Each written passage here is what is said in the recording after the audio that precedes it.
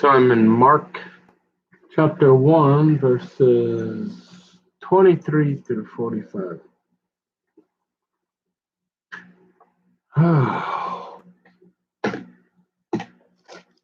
I'm tired. It's the end of the week.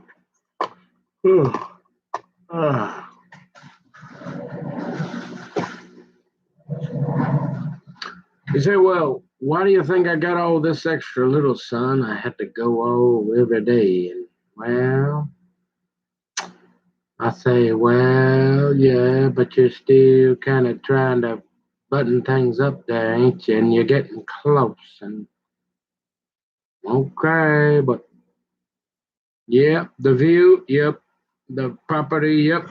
Oh, yeah, well, I don't know.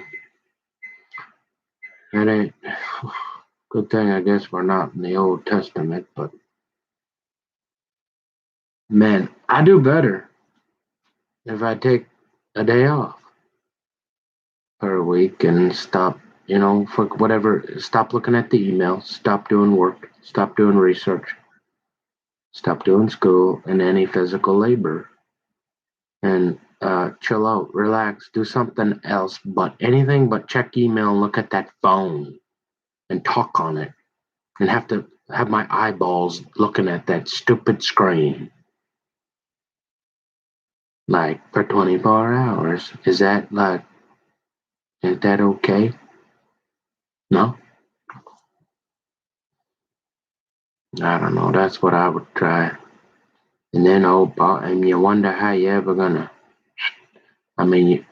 you gotta have a little extra, if you think you're ever gonna get it all the way to the bouncing off the floor, and then you gotta have a little extra time to work on that. So that's what that, that, I'm pretty sure that's what that,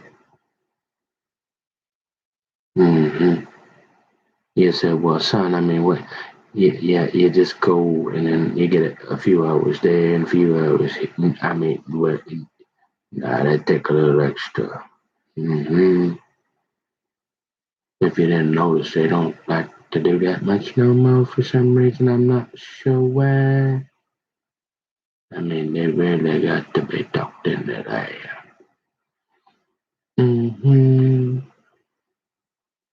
So you're like, well, what you got? I'm trying to eat. What you got? I got a dog food, remember? Because I sweat like a dog and I'm kind of a mutt, they said. You ain't no purebred, Nick. You're kind of a mutt. They like to call me you remember the K word?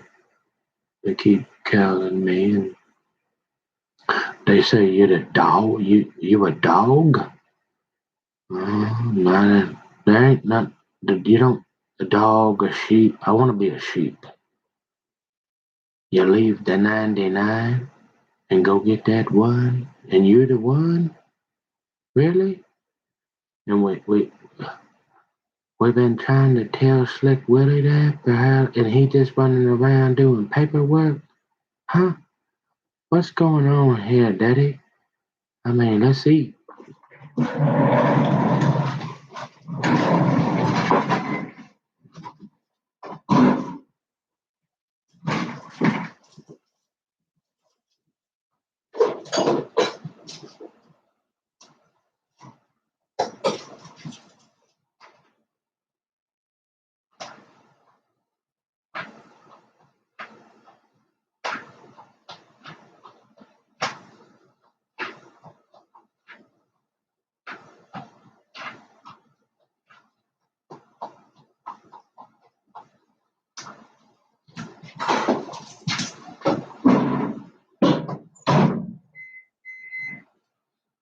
It's not warm enough. So you say.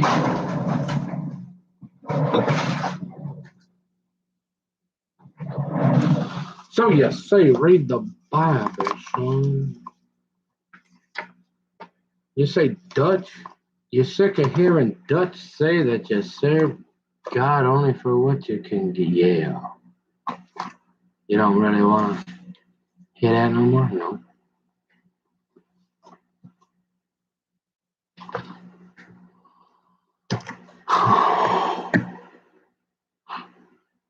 Okay, so we're going to go ahead and read Mark chapter 1, verses 23 through 45, I said.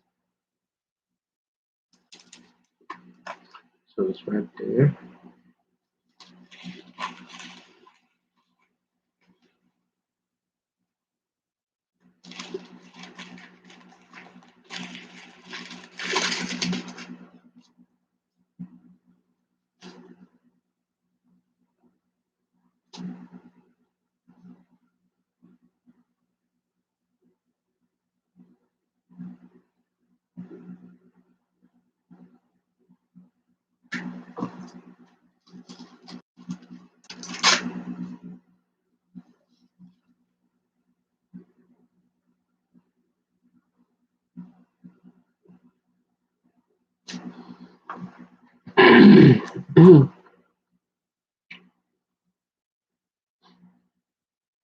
Suddenly, a man in the synagogue who was possessed by an evil spirit began shouting, "Why are you interfering with us, Jesus of Nazareth? Have you come to destroy us? I know who you are, the Holy One of God." Jesus cut him short. "Be quiet, come out of the man," he ordered. At that, the evil spirit screamed, threw the man into a convulsion, and then came out of him. Amazement gripped the audience, and they began to discuss what had happened. "What sort of new teaching is this?" they asked excitedly. "It has such authority. Even evil spirits obey his orders." The news about Jesus spread quickly throughout the entire region of Galilee.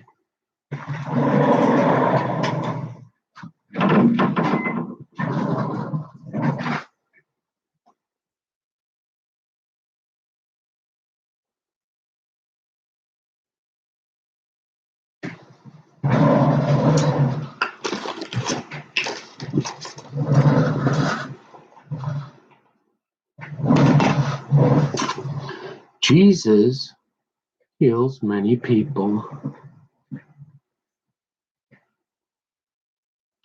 After Jesus left the synagogue with James and John, they went to Simon and Andrew's home. Now Simon's mother-in-law was sick in bed with a high fever. They told Jesus about her right away, so he went to her bedside, took her by the hand, and helped her sit up. Then the fever left her, and she prepared a meal for them. That evening, after sunset, many sick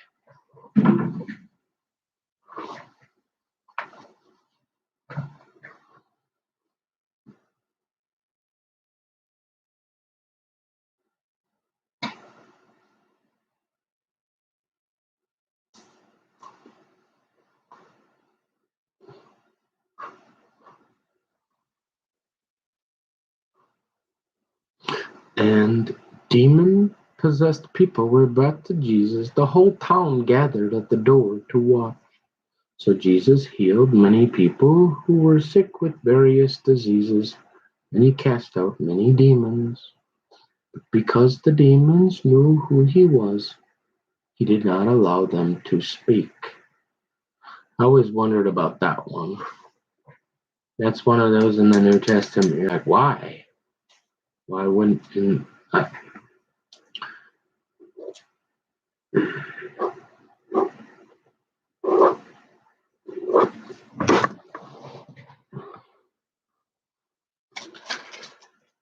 And there's a variety of explanations, and I don't know, even the best one, whatever. Jesus preaches in Galilee. Is this an acceptable tone? I mean, because I don't want. I've been dealing with my mom. Remember that? Quiet. You know what I mean? Like if half the kingdom ain't listening, I don't really care. But like you don't want to upset her, so you're like, okay, do you want me to whisper, honey? Or you know what I mean? Like when your mom is telling you to, I mean, you're like, well, my wife would probably say the same thing, right?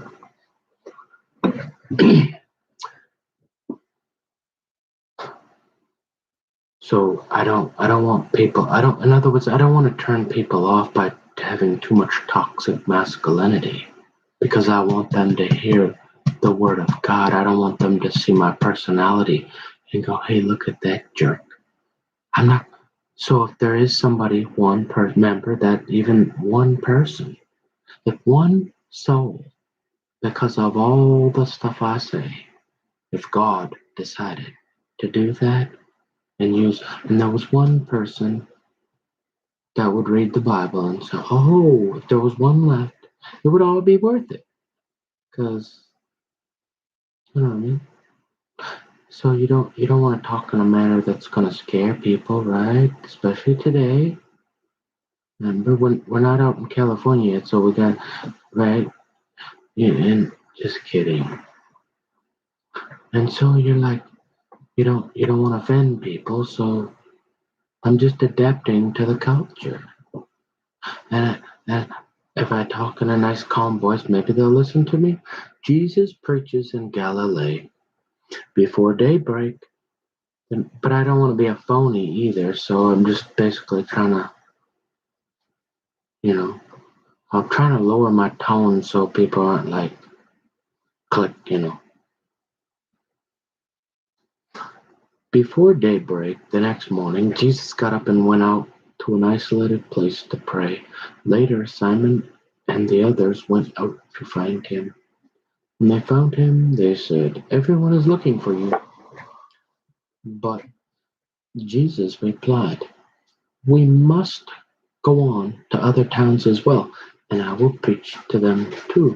That is why I came. So he traveled throughout the region of Galilee, preaching in the synagogues and casting out demons. Jesus heals a man with leprosy. A man with leprosy came and knelt in front of Jesus, begging to be healed. If you are willing, if you are willing, you can heal me and make me clean, he said. Moved with compassion, Jesus reached out and touched him. Reach out and touch someone. What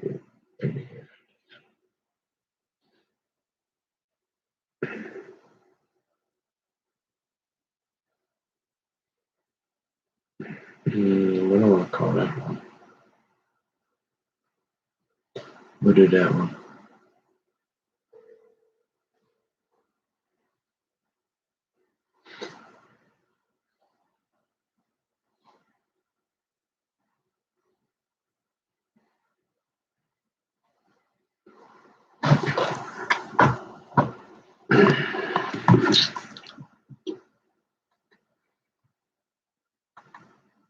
Wow.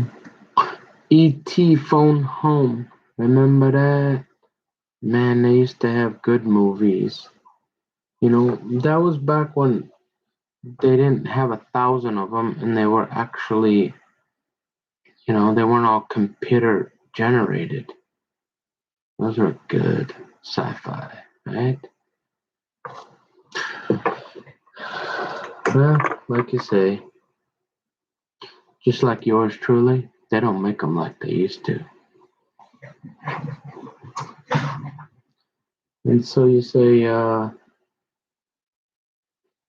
Jesus heals a man with leprosy.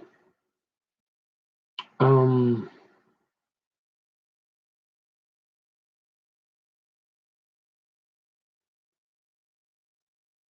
did I say that? I'm not. This one's so they casted out demons. Hmm. But Jesus replied, we must go on to other towns as well, and I will preach to them too. That is why I came. So he traveled throughout the region of Galilee, preaching in the synagogues and casting out demons. What demons? If they had demons back then, we'd still have demons, right? Fair enough. So what are these demons? If it's not, how do people get these demons? If it's not through the alcohol, the porn, the drug, the marijuana, the music, where exactly do they come from? Hmm. But you say that honky tonk is still okay? Yeah, okay.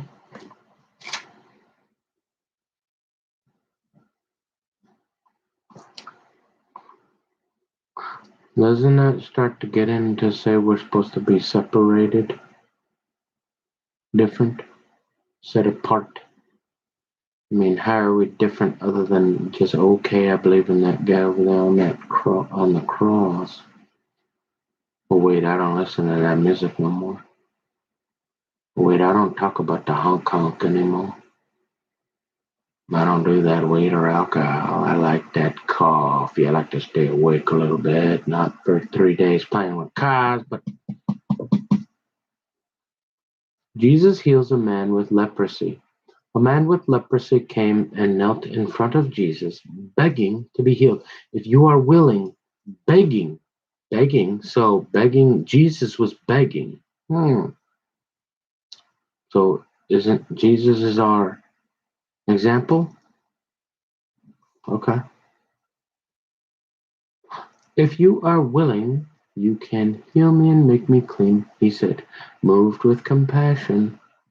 Jesus reached out and touched him. I know I already read this, it was worth reading again. I am willing, he said, be healed instantly with the leprosy. Thank you, Jesus. Disappeared.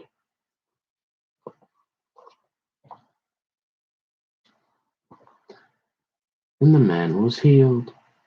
Then Jesus sent him on his way with a stern warning. Is that like Howard Stern or Dr. Stern and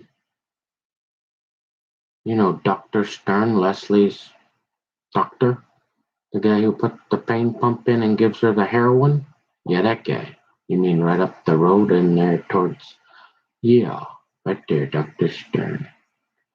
Don't tell anyone. Oh, you mean the one she got?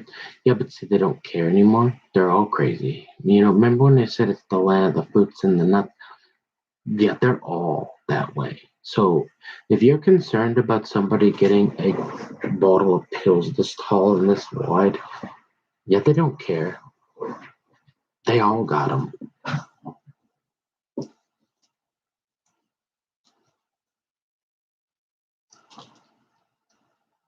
Then Jesus sent him on his way with a stern warning. Don't tell anyone about this. Instead, go to the priest and let him examine you. Take along the offering required in the law of Moses for those who have been healed of leprosy.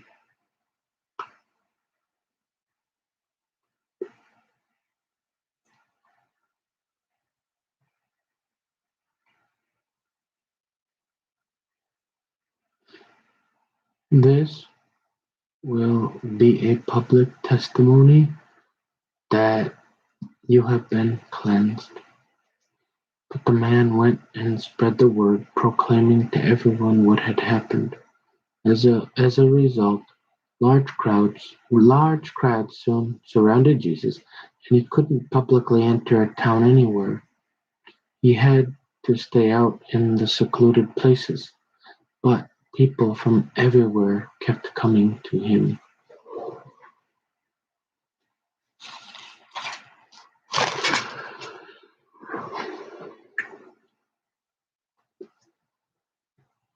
The demon. Okay, so if they start talking, hey, maybe this guy needs to be admitted. You remember some of that stuff that they're writing, only part of it's true, and we started making some stuff up because he likes to talk about demons?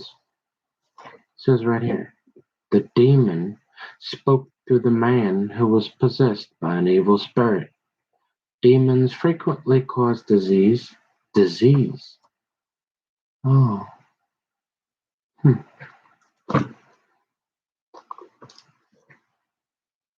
I didn't know that. And self-destructive behavior, yeah, I did my fair share. We're done. Like, yeah, we're all done with that.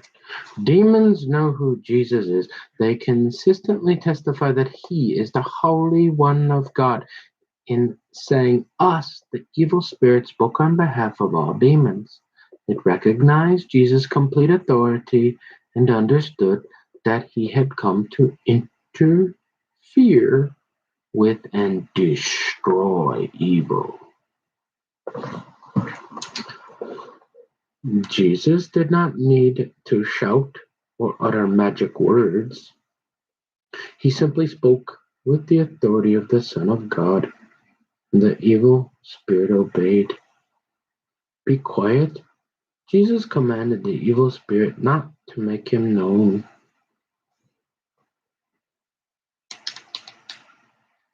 This is an instance of the messianic secret. Messianic. You know them Christians that they try to mix that Old Testament and that New Testament. I kind of get mixed up in there a little bit. Hey, that's what they call themselves. The Messianic Christians. So there's a few of them out there somewhere.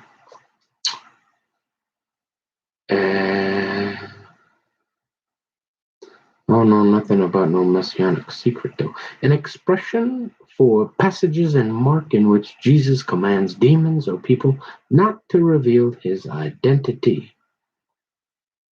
The screams and convulsions caused by the evil spirit were its parting cries of defeat. The amazement caused by this exorcism quickly spread the news about Jesus. What sort of new teaching is this? Jesus' healings and exorcisms were understood holistically as being part of his teaching. Yeah, compare. Yeah, like I said, I mean, if you got time to go following all that around, you send rockets to the moon. Simon Peter was married. Jesus healed Simon's mother-in-law instantaneously. Her fever left, and she got up and prepared a meal for her guests. These public healings took place after sunset, following the Sabbath. Well, wait a minute, we're in the New Testament, though. Here says Mark, and we even have remember them 5,000 people that are trying to decide what this here means. They got their names in the front there, remember, and they just called this the Sabbath, and I'm pretty sure. Remember the Jews, they know when that Sabbath is. They're pretty sure they didn't change that to Sunday. So we got that part about, Jesus as our Sabbath, and then it don't matter, I guess, right? But this Sabbath here must be the one they're talking about in about 3 hours, because it starts with, yeah. And there were many witnesses. Jesus' popularity among the crowds was growing, as contrasted with the growing rejection by the leaders. Oh, I've dealt with that, huh? Got a little experience in that department.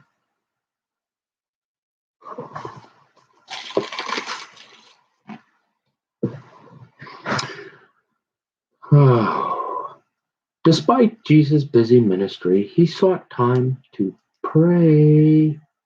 Pray without ceasing, he said. Mark emphasizes the importance of prayer in Jesus' life. Prayer equipped Jesus to preach, teach, heal, and cast out demons. Are we talking about Benny Hinn? Because I never did believe any of those people, really, ever. Did any of those ever? Nothing against it, and not saying, I don't know, but is it just me, or does that look kind of, kind of like old Ho got on the horn and he's looking at him that he's like, who's that? I'm like, I don't know, I ain't seen none of these people before. And I've been here I looked out that window a few times. I've probably seen a few people out that way. Ho, And like, who this guy? I'm thinking, I don't know. I ain't never seen him. And they got a couple more just like him, Mr. Ho. I ain't sure.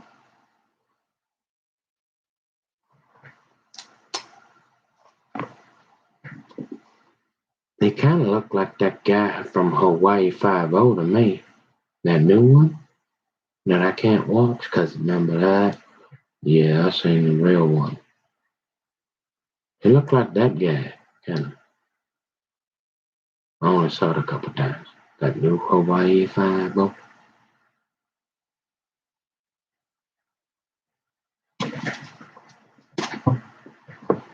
I don't know.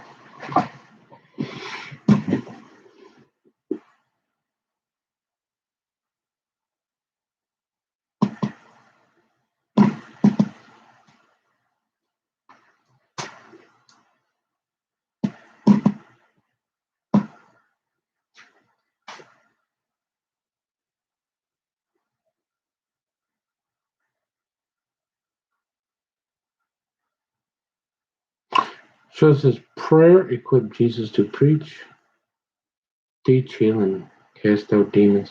Jesus' mission in Galilee centered on preaching in the synagogues, where he took the opportunity to speak.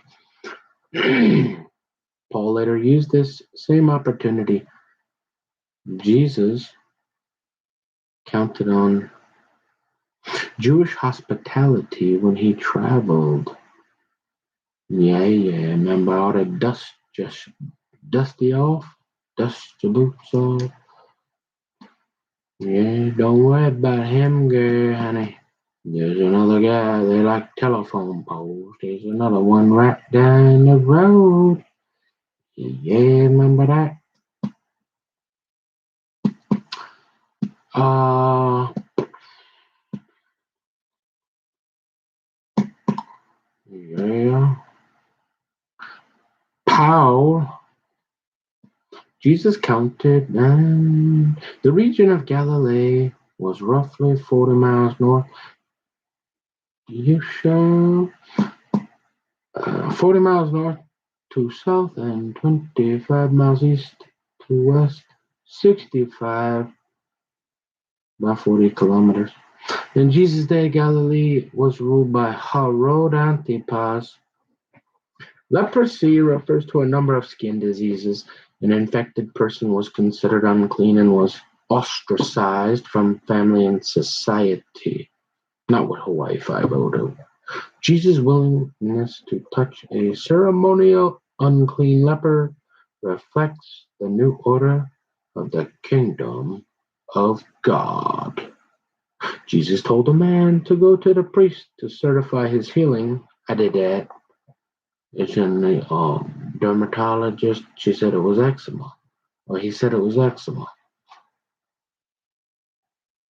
His healing and to make the appropriate sacrificial offering.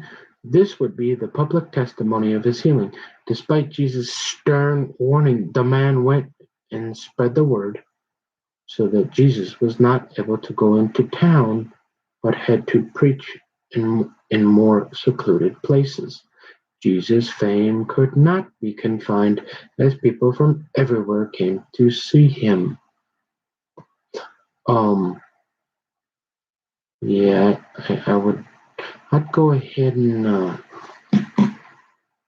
the priest. So he told people to go to the priest to get certified that this is not leprosy. So the priest was kind of like Dr. Steinhammer, or whatever his name is. And he said, hey, now look at that picture there. I see his neck. I just saw that there's eczema and not leprosy. Well, glory. Because we didn't really want to go to Hawaii anyways. nice place. They real warm. They got that stuff that comes out the ground. Sometimes goes everywhere. Little dangerous. Uh,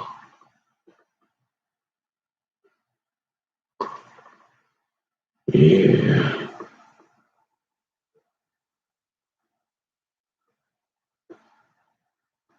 They got one of them up there. What do they call that?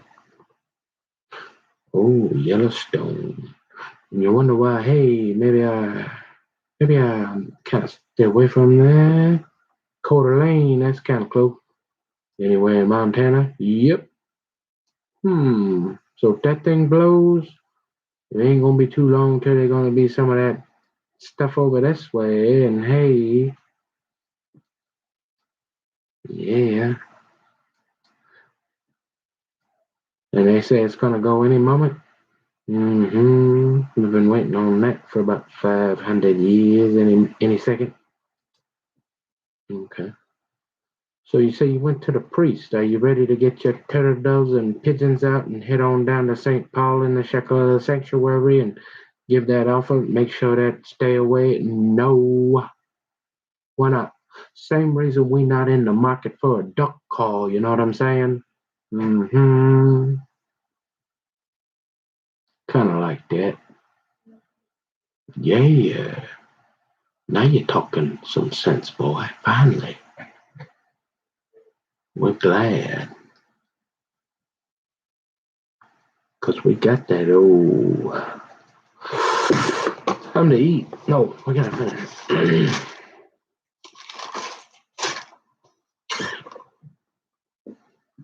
All right, so the evil spirit. Oh my goodness. I don't I don't know if they only pick, like, you might be able to say that around Tom Emmer or one of them Jason Lewis guys, and maybe like if my dad's had a beer or something, you could probably read that to him. But other than that, I don't know. I don't think there's anybody left. Otherwise, they're gonna be like, "Hey, maybe we ought to admit this guy and see about getting him certified." We pretty much there. Remember that? This here? Yeah, and they all marching along doing that, saying, well, we got to get you out of the way, boy, because we coming with that. Yeah, we going to the down. So,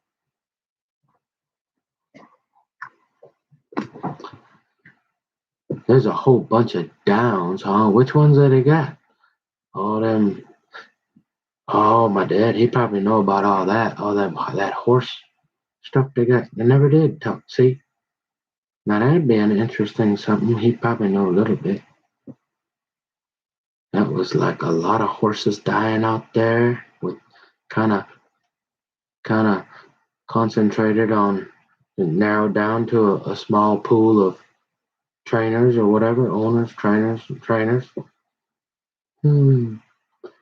Yeah. Even little Nicky boy took a look, saying that and say, hey, that's kind of a lot of horses dying and all that together like that. There, we better send a couple guys over there see what's going on. hmm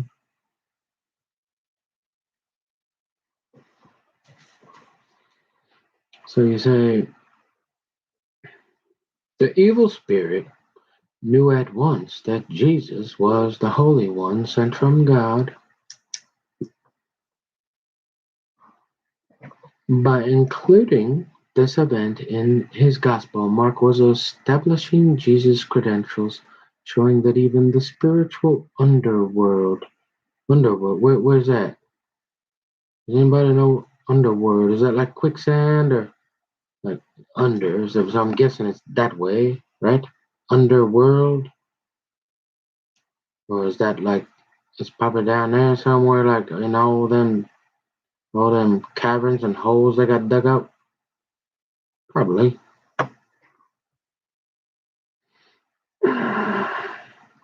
And no, I don't want to go down there. Showing that even the spiritual underworld recognized Jesus as the Messiah. Evil spirits or demons are ruled by Satan. Evil spirits or demons are ruled by Satan. They work to tempt people to sin. They were not created by Satan because God is the creator of all. Rather, they are fallen angels who joined Satan in his rebellion. Though not all disease comes from Satan, demons can cause a person to become mute, deaf, blind, or insane. Yeah, they like that one there. You remember them gals that like they got them big pill bottles, huh? They got them from Dr. Stern or something, and then they get that coffee and them cigarettes going, and they put on that, them, like that gal at the library who I said wasn't my type and got me in a whole bunch of trouble. Remember that? Yeah, like they dress up like that, and they're like, "We ready to go to town?" They ain't looking for no Chrysler. They saying, "Hey, yeah, who needs some medication here? Who need to go to the hospital? Hey, there got to be some insane people around here get to talking about evil spirits. We don't do that anymore. Huh? We're going to the. You can't. How you gonna keep talking about that and expect us to just march right in and do this here? We're going to the dam." So you say, but in what evil spirits? But in every case where demons confronted Jesus, they lost their power. Thus, God limits what evil spirits can do. They can do nothing without His permission. Remember that? Oh, that's about the only thing other than your daddy that's right between you and the devil, son. You better ought to think about it. You want to go to that honky tonk tonight? Just say you get back in here. I wouldn't take no chances. Mm-hmm. That's a what?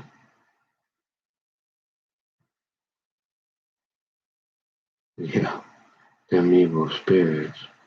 Remember all that sin that crouches at the door? You mean them ones that cut into your concrete? Well, I don't know. Where did that come from? I don't know. You mean you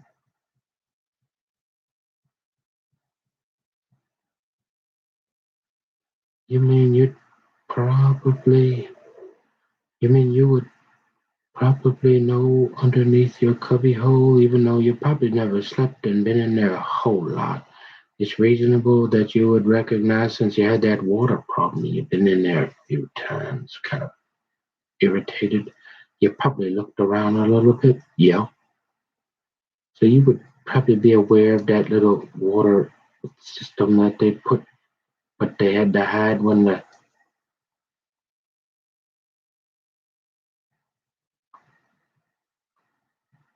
Hold on. Hey, no, no, no. Stop, both of you. Quiet. Quit.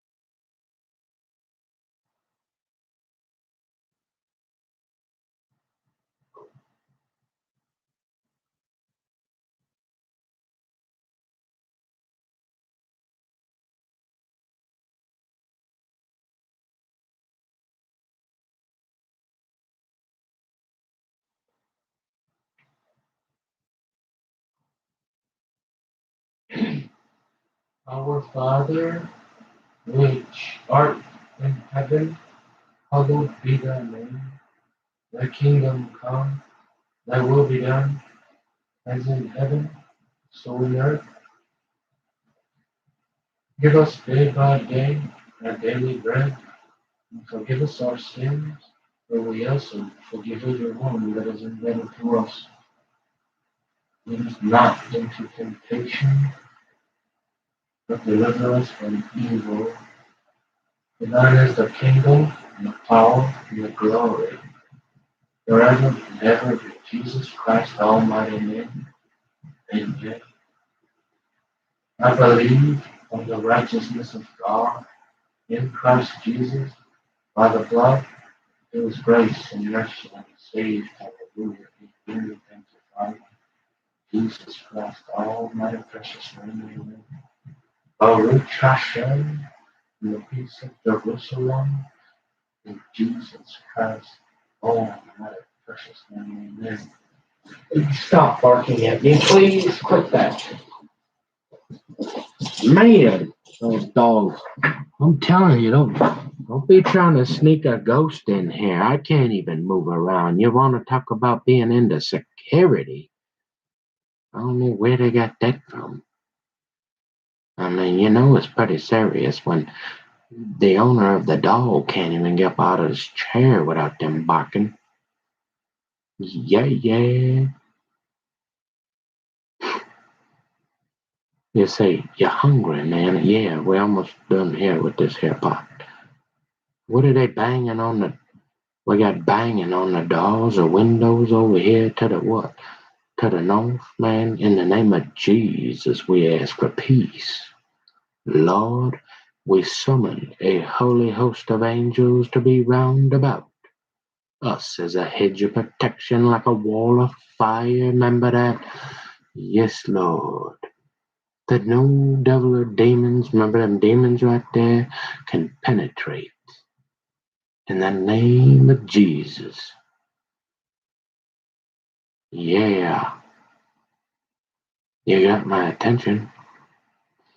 So you say, but in every case where demons confronted Jesus, they lost their power. Thus, God limits what evil spirits can do. They can do nothing without His permission. That's what I've been saying for what? You stay away from that alcohol. Don't abuse it. Don't do that. They're tricking you. That stuff ain't no good. And why you'd want to listen to all that honky tonk still where they're doing that there? I don't know, but they...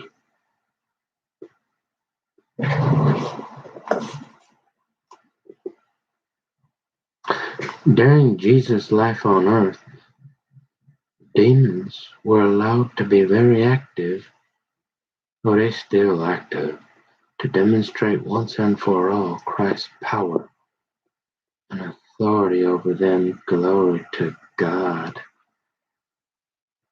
Oh, hallelujah. Some people dismiss all accounts of demon possession, I just talked about that, as a primitive way to describe, I'm like, am I on this like translation committee and I forgot to describe mental illness? Sounds like a pretty good plan, don't it? Yeah, I think I heard them talk about that. Say, what better way to get all two-fisted with your caffeine and your cigarettes burning? By the way, did you ever see any of those outside of Trump rally? No. Oh, but they went in their capital with a couple of thousand. I guess got kind of a little wild, but hey, I wouldn't do that. And you say, oh, what better way to get everybody dependent on the government? So we got to give you this here little thing. We're gonna say, what do you got? Oh, ADHD. Oh, now we're gonna put you on the government. What are you gonna do? They get you. Oh, now you're dependent on Pinky and little Timmy, right? And then if you say anything about this here, you're mentally ill, you're insane, and we got to get you admitted to that hospital, that right? Starting to make some sense? Okay. Although throughout history, mental illness has often been wrongly diagnosed as demon possession. Yeah, didn't I say that earlier too? Like pretty much all your problems except for like if you like get off all them cigarettes and drugs and everything and maybe lay off that coffee for a while till you figure things out and then you get in here for a while and you still got a problem, you wanna like take an axe to somebody, then maybe you ought to go get some of that Depakote or something. Go talk to Dr. Acton. Other than that, you'll probably be all right. Clearly, a hostile outside force controlled the man described here. Mark emphasized Jesus' conflict with evil powers to show his superiority over them, so he recorded many stories about Jesus driving out evil spirits. Jesus didn't have to conduct an elaborate exorcism ritual, which I always found interesting. You notice how Catholics, there's what, a lot, couple billion or something? How many billion people? No, we only have 2 billion people on the planet. I don't know. There's a lot. And it seemed to me that exorcisms is not a taboo word. But if you get some other Christians talking about praying and casting out demons, well, guess what? That's kind of an exorcism, and they're all right with that. So I don't know why they would be worried about a couple other guys saying, "Hey, can we pray for you?" Mm-hmm. But I guess there's only one place left. Kind of like, remember that guy back that way where old Higseth used to live, and I don't want to. I don't want to. I might need soup in case my daddy say, "Hey, you better stay there anyways." I took care of it, but stay out of trouble. And I got to go up and get some soup someday, so I don't want to make Pinky mad. So I'm just gonna leave it there. I'm smart. I don't. That guy over that way, he stays next to Higseth, where he used to. Higseth out in New York now. Remember, he from here. That guy, the guy that runs the Fox News thing. That guy.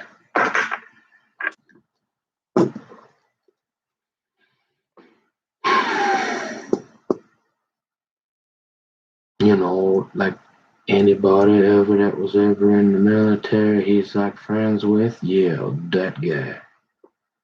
Oh, you mean the guy that liked to go over to Israel like you, except they give him a room with the lock on it? Mm-hmm. And he liked to walk around and ask questions and talk to people? Yep. And he ain't never had a problem? Nope. Why not? Well, he's not an international spy like you. Come on.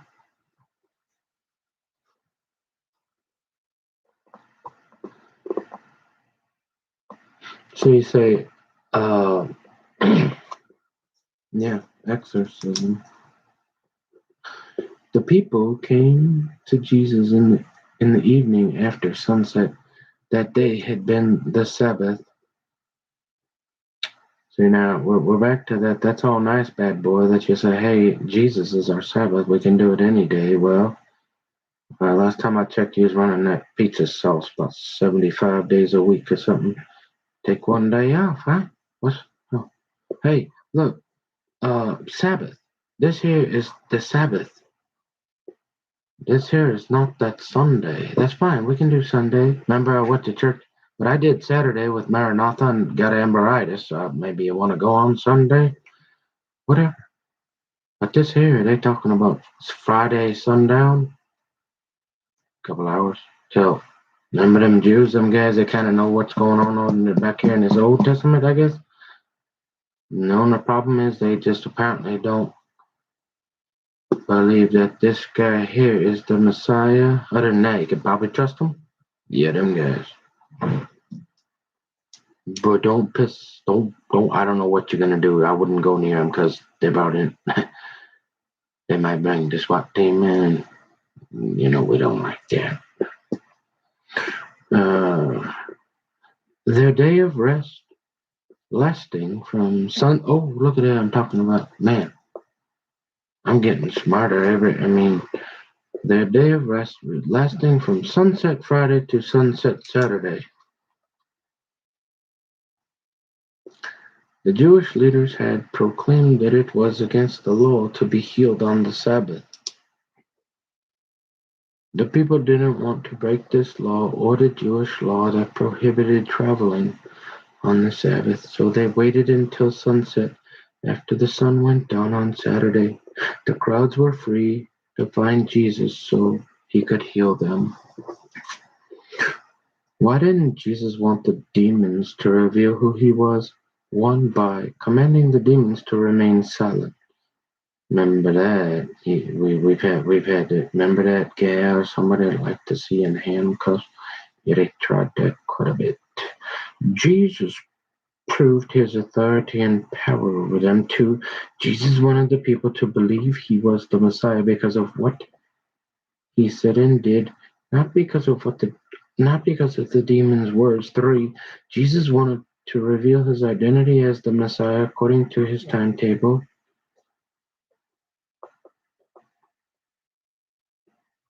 Yeah, that's what they call the water table under here.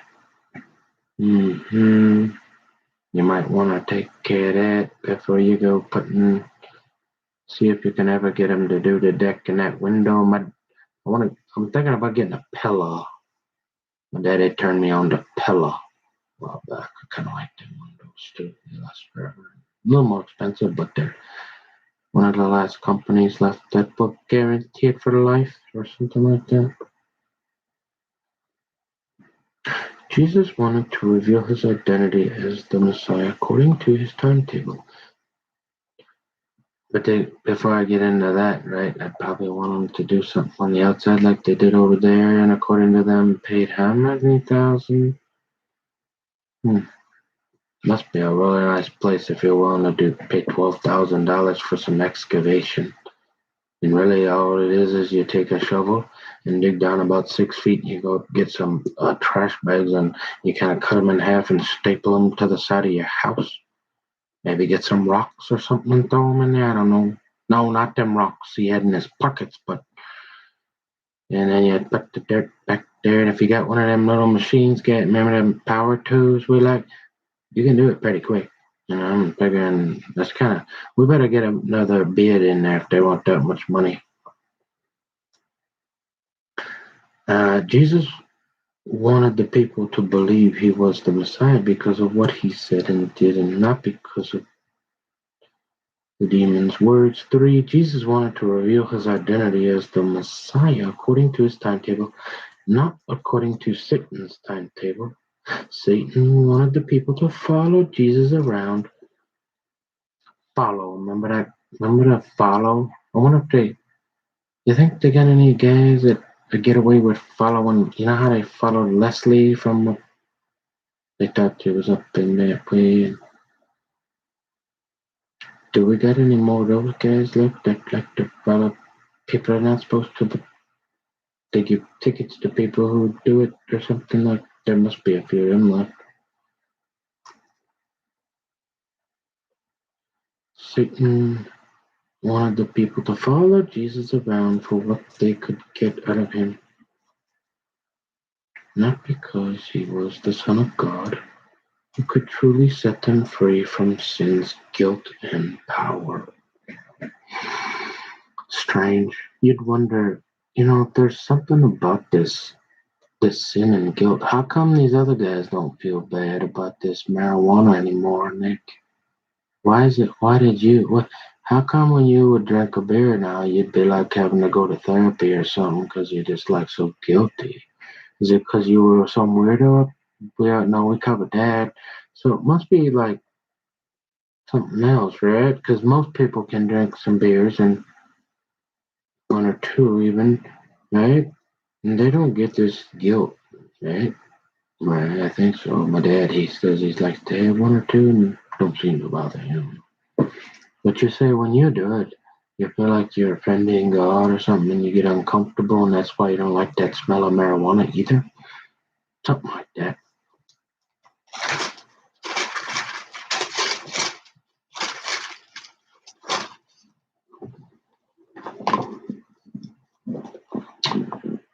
Were the disciples impatient that Jesus prayed in solitude while so much ministry waited to be done? How would you have responded if you had been the one to find Jesus in prayer? It's easy to be so caught up with ministry that you neglect times of solitude, individual worship, and prayer. Perhaps you need to redesign your schedule to find time for earnest prayer. Earnest, I haven't heard that. I haven't heard that word, and I've heard of Ernie. Oh, you remember Ernie? I know a guy named Ernie. Oh, that's right. He might be alive. I rode in a car with that guy a few times to ask him how weird I was. Ernie. Oh, that's right. That's Dennis Medved's brother. Ernie used to drive, pick me up, we'd go drive around and pick up some other guys, kind of a lot worse off than me, and then they'd go up there to that river place or whatever they call the gap there, and Ernie gotta be alive. We'd meet up at there with Bev, and remember that? Which Bev you talking about? The one down in Chicago? No, he got rid of that one, and she said, "Oh hey, look at here, you gotta pick one. We ain't got a whole lot of time." Remember that semi going down that? Look, yes sir. Well, Ernest, remember that? And Fallbrook, remember that? Daddy had a nice job. As a real estate guy in Fallbrook. Yep. And he had I still remember. Oh, I was a good looking kid, wasn't I, Daddy? Sent you that.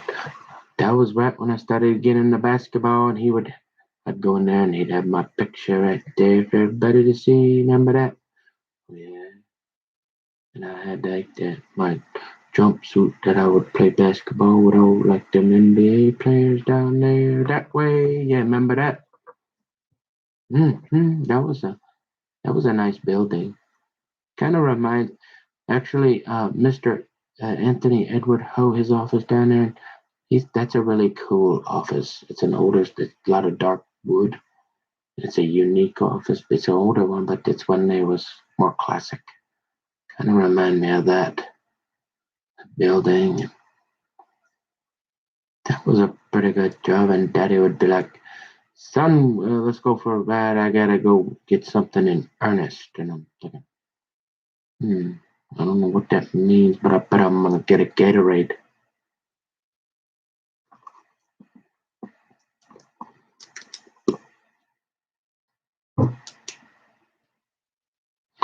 It is vitally important to one, seek the Lord before your busy schedule takes over your thoughts. Two, withdraw from noise and demands so you can focus on God. Three, take Jesus' attitude of regular communion with the Father. Four, reflect on the priorities Jesus had for his life. Five, determine to pray on a more regular basis, like without ceasing, like nonstop, like they maybe do down at what's that place called? International. I'd like to check that place out if it's still around. Remember that? International House of Prayer? Huh? Remember that? hmm Remember that? Molly was going out with Jeff, and yeah, and they worked out at the Mall of America at the Ruby Tuesday, and would go out there once in a while, huh? He had that brother that's kind of sending rockets to the moon with his Asian wife. And it turned out Jeff, he kind of had a little more thing for Asian women than Molly, and Molly got all sad, like that gal that took off on me and I didn't know about for 2 years. And she said, "Hey, I'll be down at the IHOP." Eh? And that other guy, he come along and said, "I'll be your knight in shining armor." And now they got about 15 kids like old Amberitis and Pete there. Yeah, they down there somewhere. Remember that?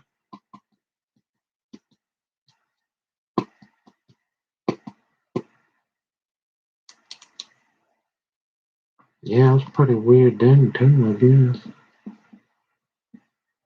Going to church with all them guys that like Israel and all, fly Israel.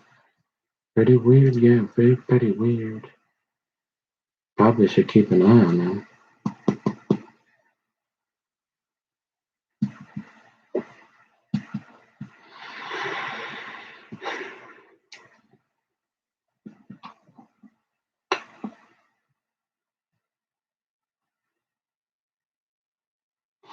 Pray.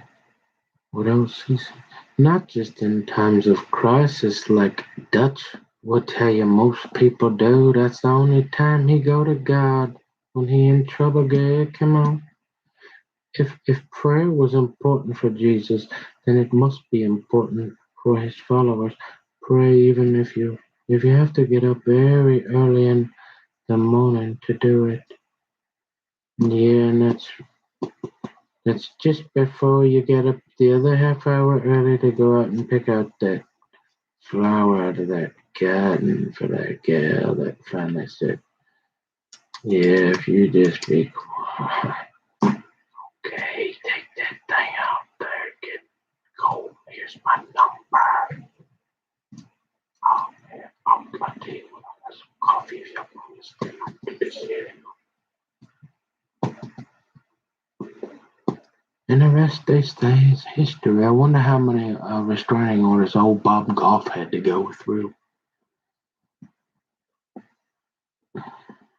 I'm guessing zero, cause that's more normal. But he wasn't looking for no. He wasn't into duck calls, so I guess. But he knew a couple guys that might be in the market with for a duck call or something. I guess I don't know.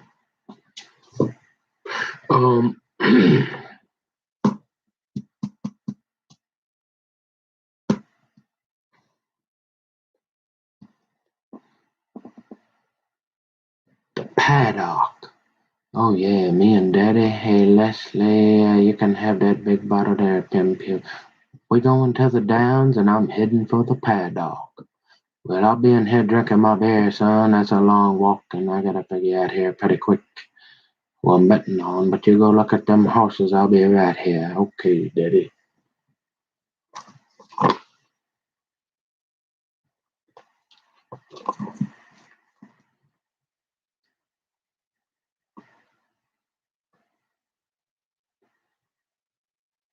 Boy, this is better funner than I thought because there's a bunch of words that remind me of all kind of stuff that I never haven't thought of for so long.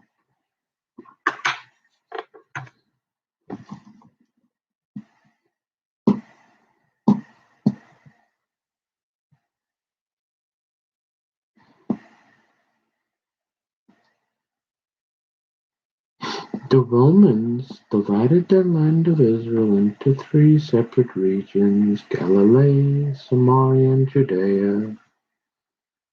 Galilee was the northernmost region, an area about 60 miles long and 30 miles wide. Jesus did much of his ministry in this area, an ideal place for him to teach because there were over 250 towns concentrated there, with many synagogues, in keeping with the law in Leviticus 13 and 14. Okay. If there's not five of them listed, I'll sometimes say it where they're saying to go. Jewish leaders declared people with leprosy unclean.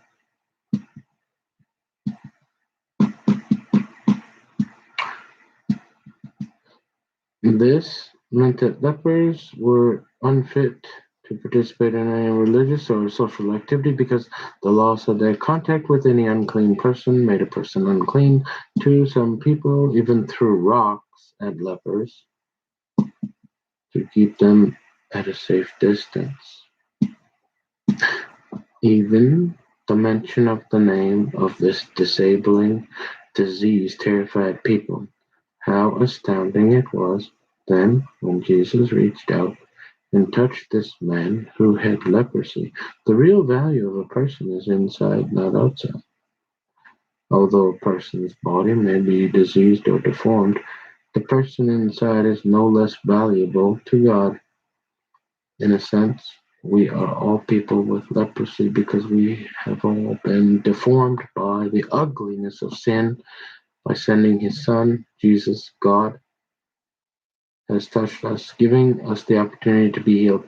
Many different types of skin diseases were classified together as leprosy. According to the Old Testament laws about leprosy, when a leper was cured, he or she had to go to the priest to be examined. Then the leper was to give a thank offering at the temple. Oh, great. I, I am not comfortable heading down to that way anymore. Now I have to go to that temple or something. Remember that? Yeah, I didn't have real good experience down there. Jesus adhered to these laws by sending the man to the priest, demonstrating Jesus' complete regard for God's law. Sending a healed leper to a priest was also a way to verify Jesus' great miracle to the community.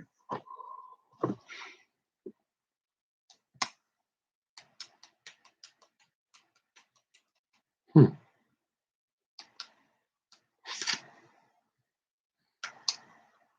Yeah. Yeah.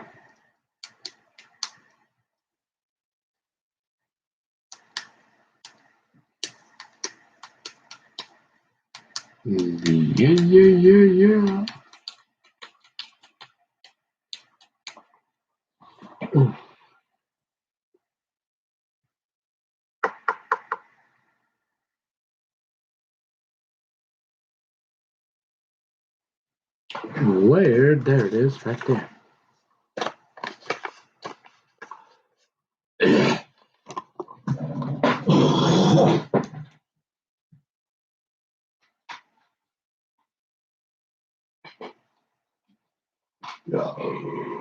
Excuse me.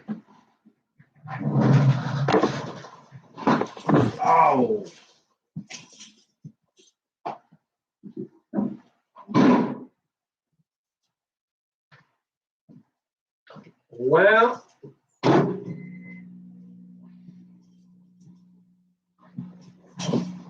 Well, like I said, this place was built in 1987. Remember the owner? Remember the owner of the Minnesota Twins, the Kai? Yeah, they won the World Series that year, and in '91, the home of Hanky. Remember the home of Hanky? I got one of them somewhere. Yeah. Hey, yeah, that was pretty fun. That's the year this place was built. And guess what? That's the original furnace.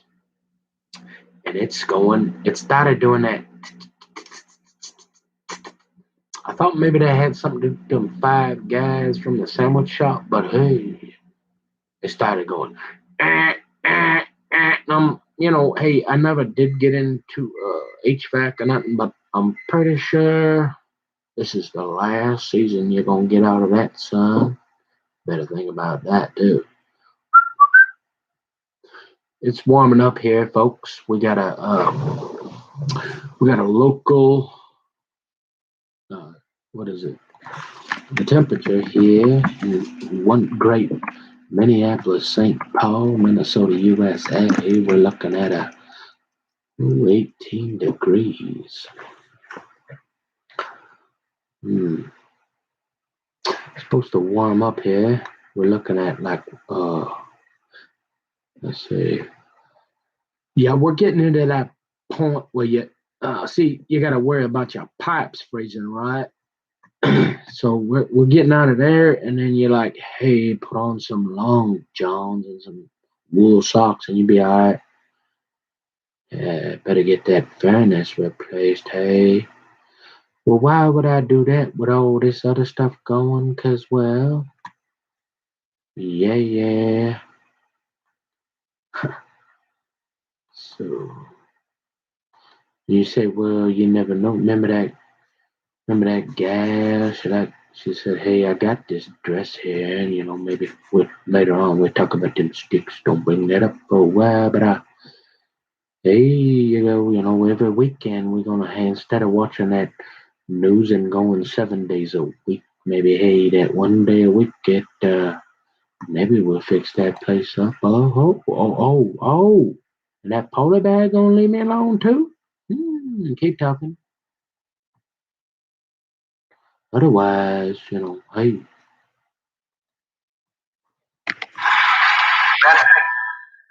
Oh, hmm. Who is this guy? Oh, here we go. Look at his hair.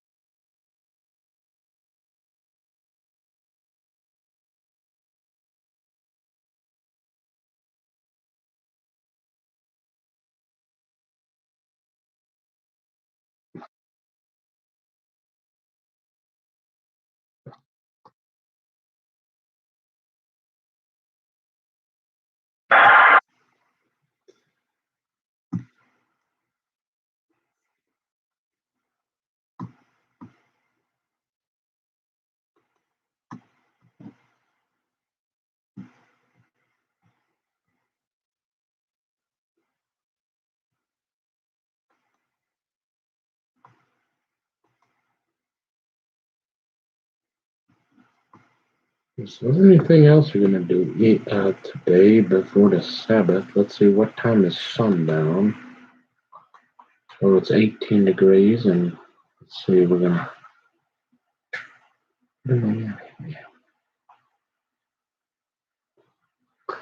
Maplewood.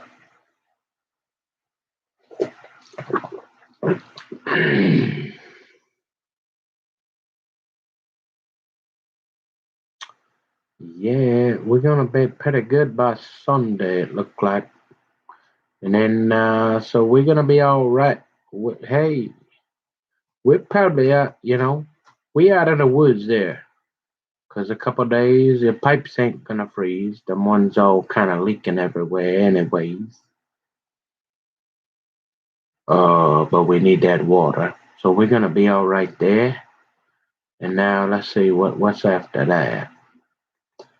Yeah, I mean, hey, we're gonna be okay after Kingdom.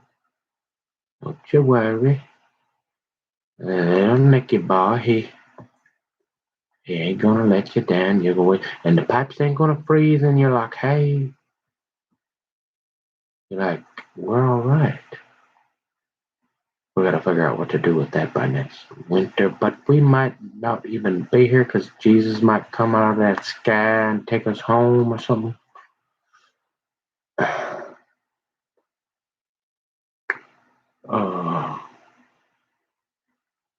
Okay.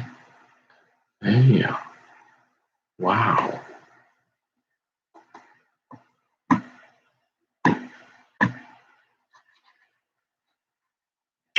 So now,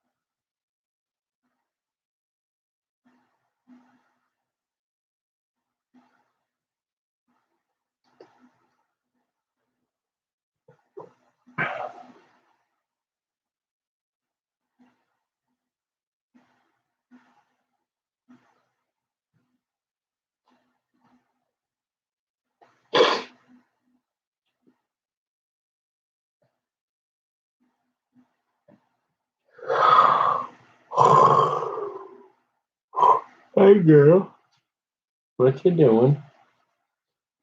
Hi, honey. It's okay. You don't have to bark. You okay? Hi, sweetie. Hey, girl. No, now come on. You don't even want to be petted. Let her be. If you don't want to be petted, let her be petted. Hi, girl. Hey, pretty girl. Yes, it's okay. Girls don't have to bark. But you're good doggies, aren't you? Mm-hmm. Yeah. So pretty. Did I tell that story? This dog did not have any fur. Do you remember that? And there was those three humongous gashes. Oh, you want to piss my daddy off real quick?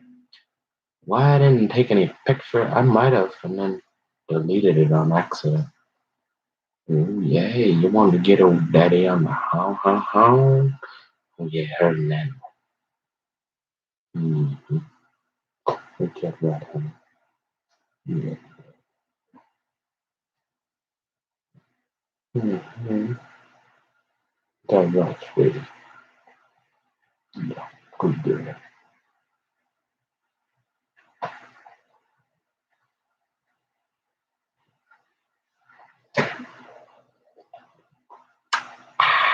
And no, we ain't talking about Mike Walker's cat. That's not a qualifier.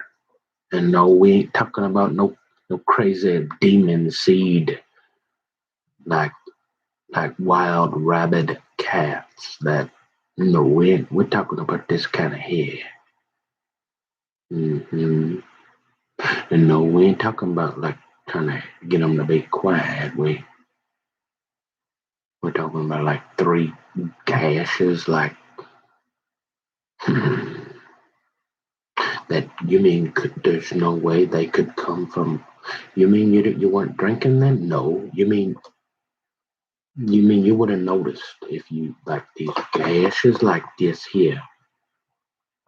You would notice if you did that while you do it, because the dog probably would have squealed like a little piggy from the pits of hell. Yeah, and you probably because you got that thing in your hand and you're doing that, you would probably know that you'd realize if you did that.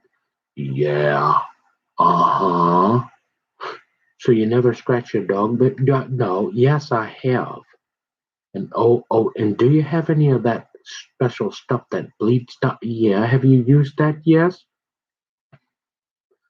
But these are the type of gashes that is not designed for. Correct.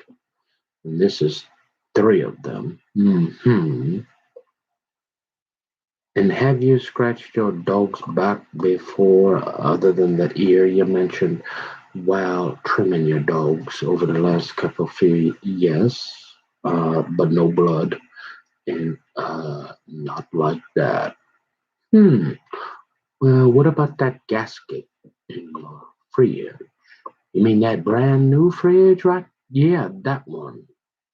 Oh, the one you just cleaned after you had it a little while there, and you finally, yeah, that one. Hmm. Kind of strange that some mold would develop, don't you? Yeah, well, I am brother moldy, and so whatever's going on back in that corner, you're gonna have to hurry up, or she gonna run the hell out of town. And she already talking to that punk's mom. Yeah, we don't probably. I don't know what's going on, but she seems like a nice lady. Little, little irritated. Probably wouldn't go over and ask for a cup of sugar, but seemed like pretty normal. I don't know. We don't talk a lot. Just seen her kind of out once. I think I saw her walk to the Dummies bar. Wait, it's not called Dummies since he ain't on it no more. Remember that guy? The repo man? That guy. He used to own Dummies bar. Remember that? And he got that girl. You remember that girl with the braces and the trombone? But yeah, but she's too young. So, but one of your younger guys, you might, well, I'm just playing. Yeah, you got that nice daughter that drives the BMW. Come over once in a while. Yeah, that one. Yeah, that one. So they used to own that bar, I guess.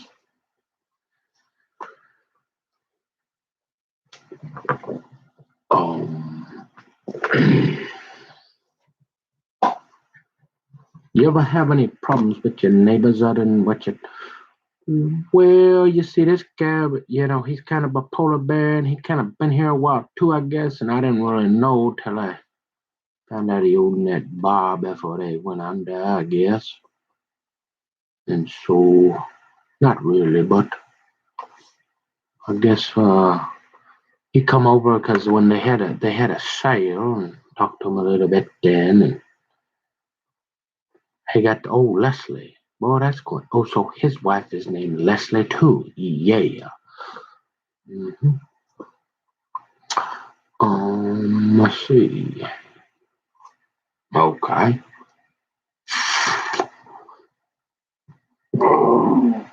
Hmm. Uh, hmm. So you think he probably like one of them hot toddies once in a while or something? I'm guessing. Oh, pretty quiet, I guess, most of the time. He kind of big guy. We got deep voices, so I think we probably hear each other a little bit once in a while. But other than that, I think, no, we ain't really had, oh, just mostly, hey, how you doing? Every once in a while, that polar bear there park his car in his driveway, and I always thought that was a little different. But hey, and then, any other thing? Where they had these other guys there for where they something about their boat, some water, it like said water posse or something. I thought it was like, a water posse? What is that? Ain't seen that boat for a while. Hmm. We got the chiropractor back there. I think he's retired though. He got been married for about 100 years. Seems like they got some really nice people over that way. Get the old Johnson there. She about 102, but well, she's somewhere nice. It's just them ones there. Mm-hmm. No, right across the street in the Polar Bears building, you had them two guys. When that was a little strange.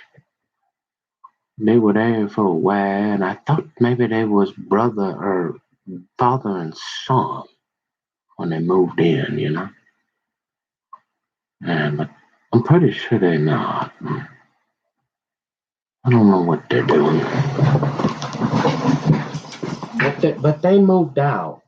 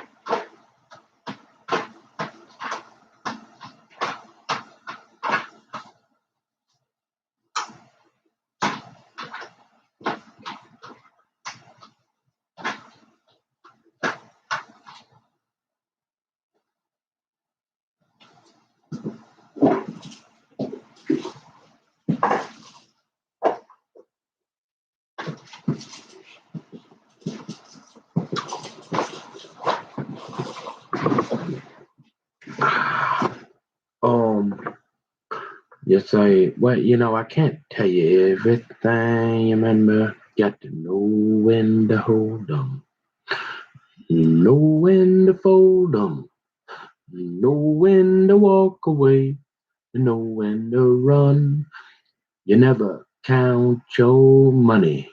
When you're sitting at the table, there'll be time enough for the counting when the dealing's done. So, hey, we don't show them all. We can't show them all the cards. But you say, hey, yeah, well, sure, hey, this is that guy, case in my house. Sure, had there been other stuff? Sure. Well, we'll see. I don't, you know, uh, maybe we'll talk about it, maybe we won't. We got this thing called the First Amendment. hmm So you said, tell us a little bit. Yeah, there was a little. I started noticing they would drive them guys. I don't know. They got this thing called, oh, I don't know, maybe the FBI or something. But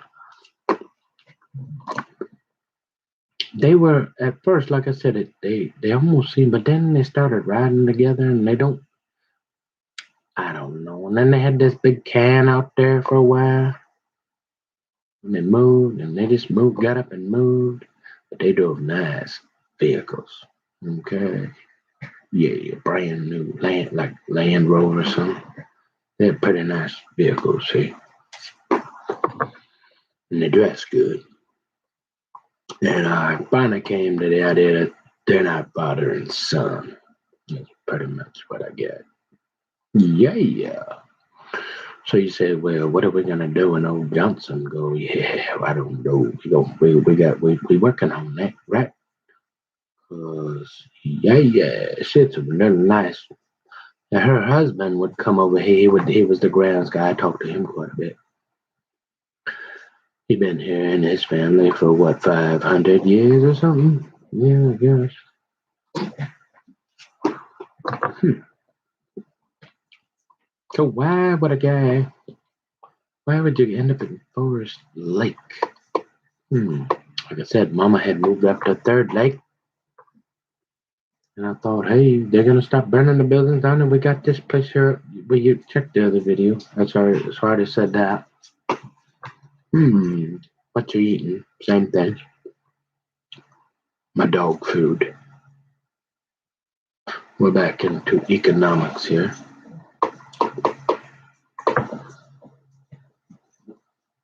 Oh, except for this here's carrot rice and ground beef. Well, how long you been eating that? Oh, I don't know. About 10 years. Every day? Pretty much. Don't you get bored? Well, did we get the occasional pizza or something more? Half the kingdom should give us a little treat. But yeah, that's pretty much it. And you got your egg in the morning. Yep, you eat and one egg over easy every day for 10 years. Pretty much. Oh, you are a weirdo. Economics. I took a class. Uh, huh.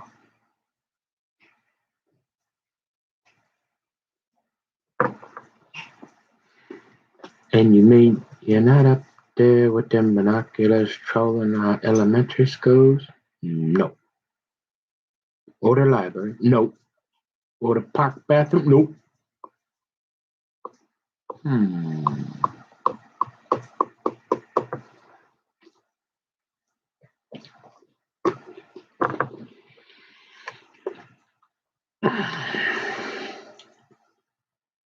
Okay.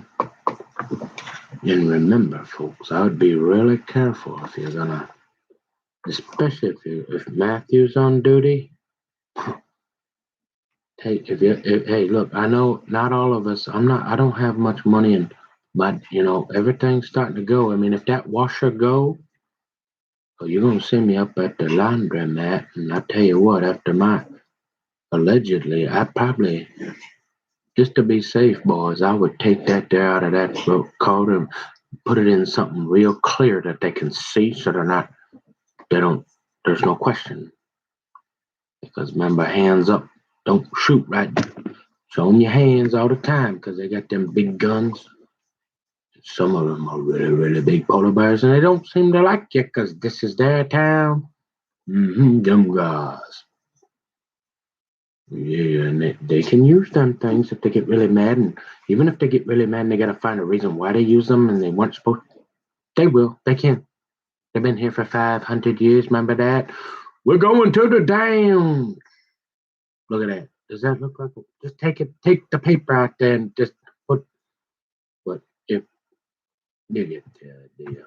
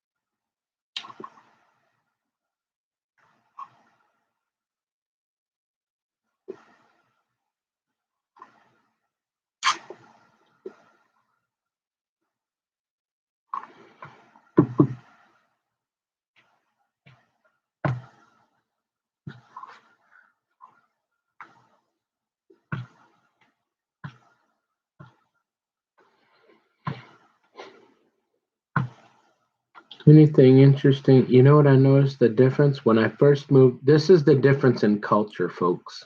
You'll see. Well, obviously. Oh, so is there anything other significant that you want to mention? Oh, you mean like that time I pulled in O'Reilly's across from the bagel place that I usually like to go to? And are you sure you've never done anything weird in a bathroom anywhere in this town or anywhere within 500 miles of here or something that maybe a secret camera or something caught? And no. Yes, I'm sure I did not do. So, yeah, and I know you went to school for a while, so I know you're kind of stupid, but you seem to have some instincts. Yeah, a little bit. You into that security when you're real young. So you thought it was a little odd that on like, remember that 10 a.m. on a Monday morning?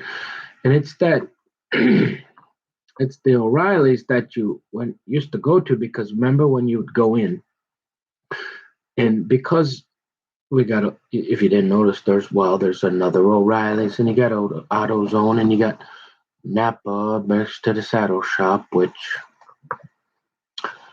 oh, so that's a pretty small parking lot. So you'd say, how, but yeah, and then you add a couple employees, and they usually have one or two broken down vehicles in there, and so there's not much.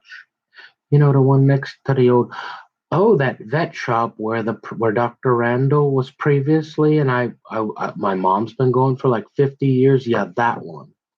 Oh, you've been in there too. Yeah, it's like a grooming shop or something, right? Hmm. So the fact that you've known Dr. Randall and or been dealing with him through your mother and probably, like 25 years ago, probably met Dr. Randall. And since you're so hyper and stuff, you probably didn't want to sit in the car and you probably came in and talked to Dr. Randall and asked him questions that he didn't want to answer because he was busy helping your mom with her cat or something. Yeah.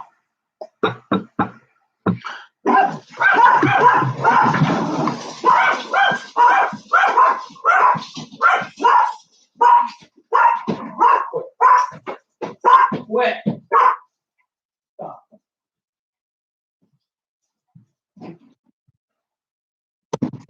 Quit it. Hush. What are you fucking at? So Nick, so you say, yeah, you can't remember exactly that next building over, other than the fact previously to that they had like some trailer that looked like it should probably be in the yard in, that Mexican mafia neighborhood that your dad, that guy that's probably dead now, but you watched this dog. What was that? The big dog. That was a big dog. Yeah, that guy. So they had one of those out there, and then so you'd go out and yeah, they look like they'd like to stay up for about 3 days working on their cars sometimes, sure. And then they had this boat parked out. Well, you don't know if it was them. It looked something about posse. And I had to. Did you need to look up that word in the no? But I just interesting something water posse and whatever. I don't know. It was strange though because it was always like half off the. Like it wasn't on the trailer. No, strange. Okay. And so you had this like word this word that you hadn't seen for, but you noticed that, yeah. And so you go in there and oh yeah, you knew Dr. Randall, and those are the same people that you've known, and somehow they think that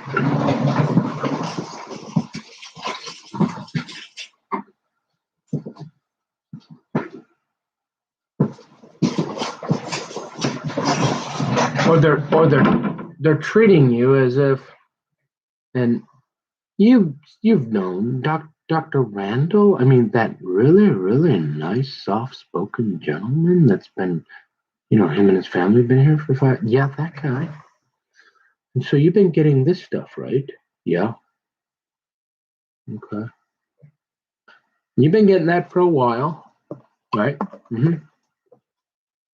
Okay. And you've you said you tried a few, some weight like 30 years ago, right? And they usually give you about that much, right? And we know you're kind of stupid and slow, but you're probably guessing that's not going to last you real long, right? Yep, we said that. And now, and since you're smart enough to realize because it's a narcotic, you're if you go anywhere other than Dr. Randall and try to get a second prescription, them big two polar bar, them two, they send the biggest, two biggest guys in the precinct to come say hi again. I figured that out a long time ago. And so you've known Dr. Randall for 25 years, yes, and he's a really nice guy. And yeah, I mean, he's never given you any reason to ever think that he doesn't like you. No, usually. Well, you can tell if you ask him. I mean, he's a busy guy. He went to school for 12 years and makes 150, $200,000 a year. And he's kind of busy, and he likes to make a living. That's why we call it doctor, lawyer, accountant, veterinarian. So you can tell he doesn't. He's a little annoyed like everybody else with my questions, but overall, he's a pretty nice guy, right? Yeah. But he's been giving this to you for a while because the pills are really expensive, and you've got this dog. Yeah. Can we hold off and let's finish this other one real quick because this one's a little longer.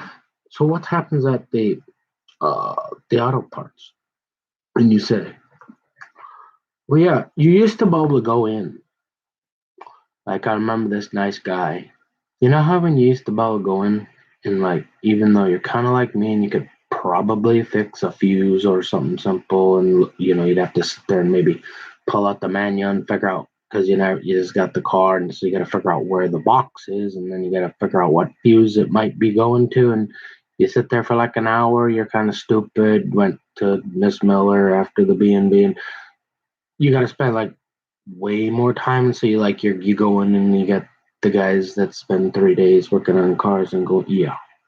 And so you used to about going there because that was the best place because they would come out and practically like work on your car for 3 days and you wouldn't call the police on them and say, hey, this guy, I think I want to sue him because he came out and helped. Remember when we used to be like that? Yeah.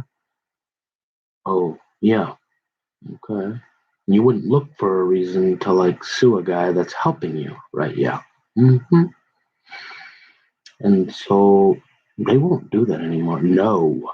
Why? I don't know. I'm feeling like we're lucky that we can even go anywhere and buy sort of a small. They have a few products. You can they're actually even open because they want. Remember these things? We're back here now. Absolute iron control because if we lower the mic and this is the only place and now you want to eat, oh come on, and you don't like you don't have any problem with a guy named Pinky, do you, Nikki? Not really, as long as I get to read my Bible and you don't take my First Amendment on my second or any of them other ones and you stop making this stuff up about me. Yep, and you already know it. And then maybe you got one more of them gals in it. I'll work on the sticks and hey, maybe honey. We'll wait till mommy. Remember, I gotta give her a kissy first, and then we'll see where you want to go. Yeah, something like that. And you're like going to the downs. And you're like, hey, so what's up with the auto store? And you're like, okay.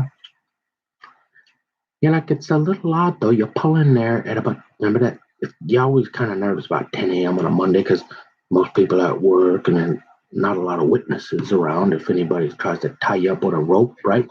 Mm-hmm. So you into that security at Rebel. You always got your head on a swivel. You never did go to sniper school like bad boy at Camp Pendleton, but you do like Domino's pizza and all that. And so you pull in, and you're sitting there and you're thinking, and now you can't get the guy to come out anymore. I don't know why. Apparently, probably somebody sued him. He probably came out and they found some reason they probably didn't do anything. They were just looking for money to sue like a 10 gazillion up. They want that free ticket probably, and they ruined it for everybody else, like they trying to do with them firearms. We'll get into that. Mm-hmm. We already know all this. Yeah, but I'm kind of talking to a few extra people, maybe. I mean, you know, we got a couple guys named Lewis and Emma they taking care of this. Well, Emma not really on the right. He's out supposed to be out that way, right? And yeah, well, so you pull in the parking lot, right? And so you realize they won't come out and help you anymore. And so you're like, well, you got to figure it out. So you're sitting there for a few minutes, and so it would be a little strange if about I don't know, about 15 trucks. I mean, the ones with the big wheels and lift kits, and I mean, yeah, these look like them are the guys, not the guys with the cars, but the guys with the trucks. For 3 days, going to say hi to her. Yeah. You're like, they come in all of a sudden out of nowhere, and there's about 15, 20 of them, and they all parked there, and then they get all parked around the block around you, and you're like, is there any way out of here yet still? And you're like, I think I'll go try AutoZone. Yeah, them guys. You're like, later. You're like, that was just a little too strange for little Nicky boy. We going to the down. And you say, hey, what up? Can we almost, we'll get back right here. So well, tell us more about this, how it's changed. So you go over, like, at least over at AutoZone, they'll come out and pretend like they'll come out and at least say hi, right? But they still won't touch nothing, which is understandable. So our culture has so much changed just because you get, you know, stuff changes. And anyway, so tell us more about this here, because we got about 10,000 people that if you say one little bad word about that random word, them other 500, we probably got a few more than them. And so be nice, and I am. And you're like, I never said I had those five. I don't know any guys that or they're smoking Joe. Who's he with?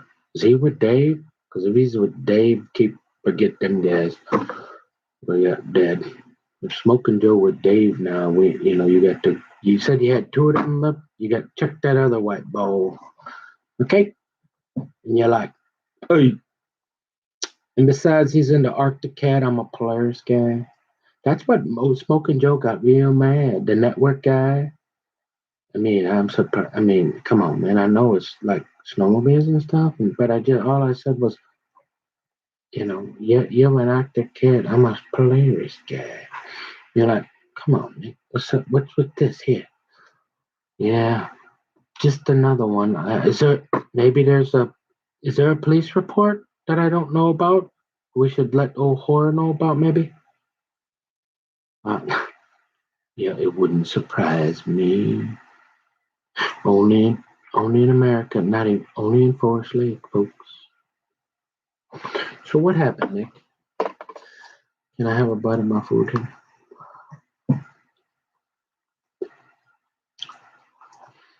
So,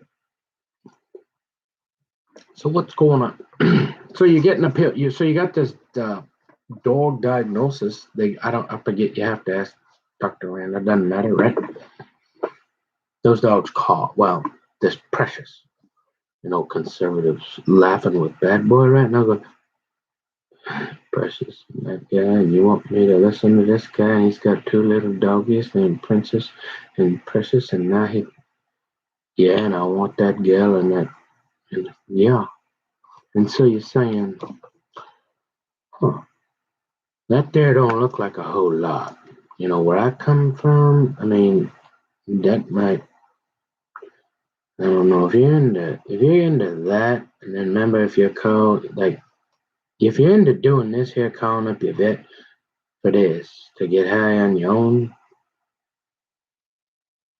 you're probably aware that you can only go one place. So you're only getting this here once a month. And you got these dogs, you got this diagnosis, you've known this doctor here for quite a while. So you're not sure how he could possibly be in on it. He's just a nice guy, right? It's got to be somebody else. Right? Yeah, probably. I mean, yeah. Although you're wondering why, which I like girls too. But see, he's the only guy. I guess they tried to have one other guy there one time, and all them gals chased them out. So yeah, you got Dr. Randall and 15 other gals, I guess. And I'm thinking, okay, don't piss them off, right? Yeah, I don't know if I did. So normally, right?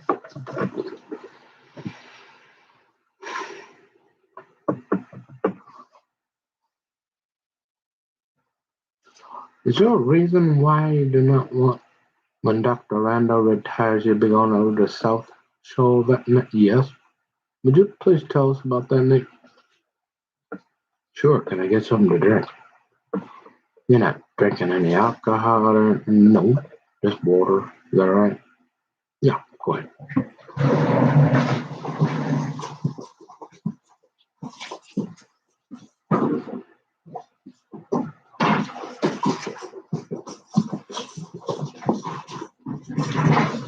You're not saying all those people are bad over. No, you're not saying they're all mean. No. So this could be one or two. Yeah. Well, I mean, I don't know, but I know my mom's been going to that place with Dr. Randall for 50 years, and I've been going and seeing him for half that. And I went in because I can't sleep. Remember that? And my dogs. But I probably am calling up to get some of that for myself, right? Yeah, no. And you're like, well, okay, keep going. Another one, Nick? How can they be so angry at you? My hair. Gotta be, because I ain't got no rocks in my pocket. And you're like,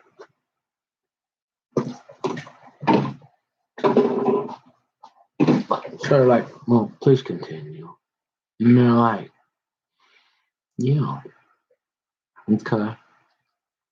You're like, well, what could it be? Because I mean, there's really not a nicer guy in town. Than, I mean, he's like the last one that won't send the polar bear in. I know. And so you're like, how could this be happening? And you're like, I don't know. And you're like, so what happened? And you're like, well, so obviously, like you've never done anything really weird in their bathroom, or you didn't threaten anybody, or like, and you're getting them little white pills. Yeah, but they're not the ones my mom takes for her back that's been tried to be fixed for 3 times by a rocket scientist. And now John is moving stuff around on her, making her move her neck. I mean, is that true, Mom? Is he really doing that? So you say, hey, what happened? So you're like, hey, so you go in the little white pills they give you before this. Yeah, they're about $5 a piece. No, I mean, couple of they're expensive, and you got to give them to the dog like 2 3 times a day sometimes, and that's over. And you're like, I can't sleep. This dog is coughing. Well, why? Well, because they have this little diaphragm or something in the esophagus, and this is notorious with little dogs, and they just do it. And once it happens, it's progressively worse, and there's not a whole lot you can do to try to manage it. You know, try to lift, kind of same principle, acid reflux, try to lift up their beds, all this. We went all through it, right, Randall? I mean, we talked. So there'd be no reason why to think that we're making up a diagnosis, right? Correct, yeah.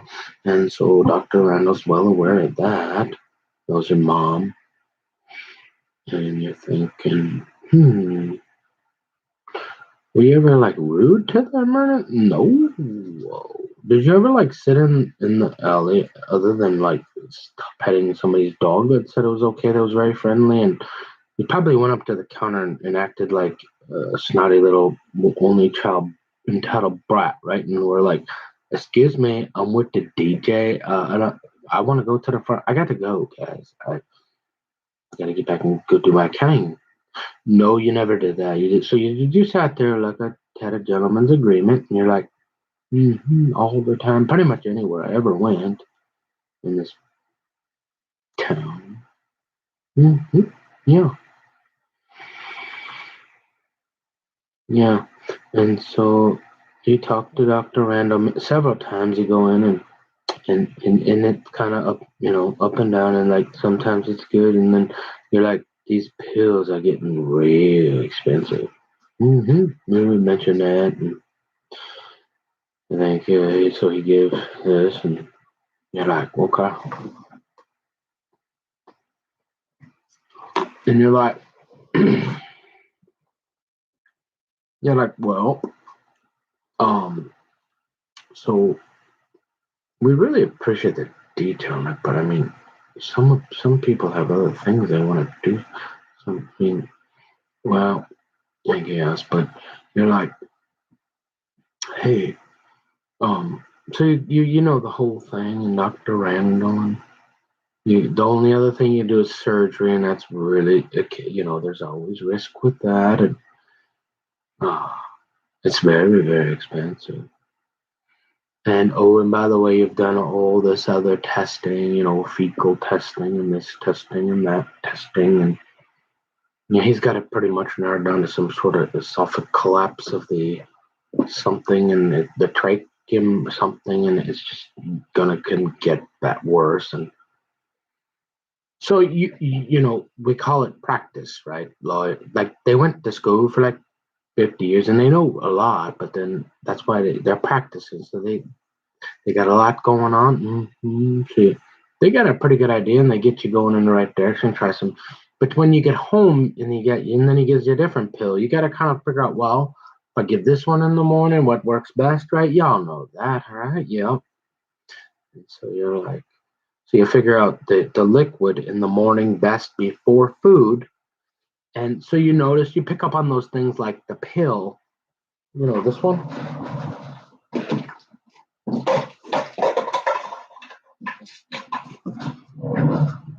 You mean that one? Yeah, that one. So you've probably, oh, you want to see what they look like? Yeah.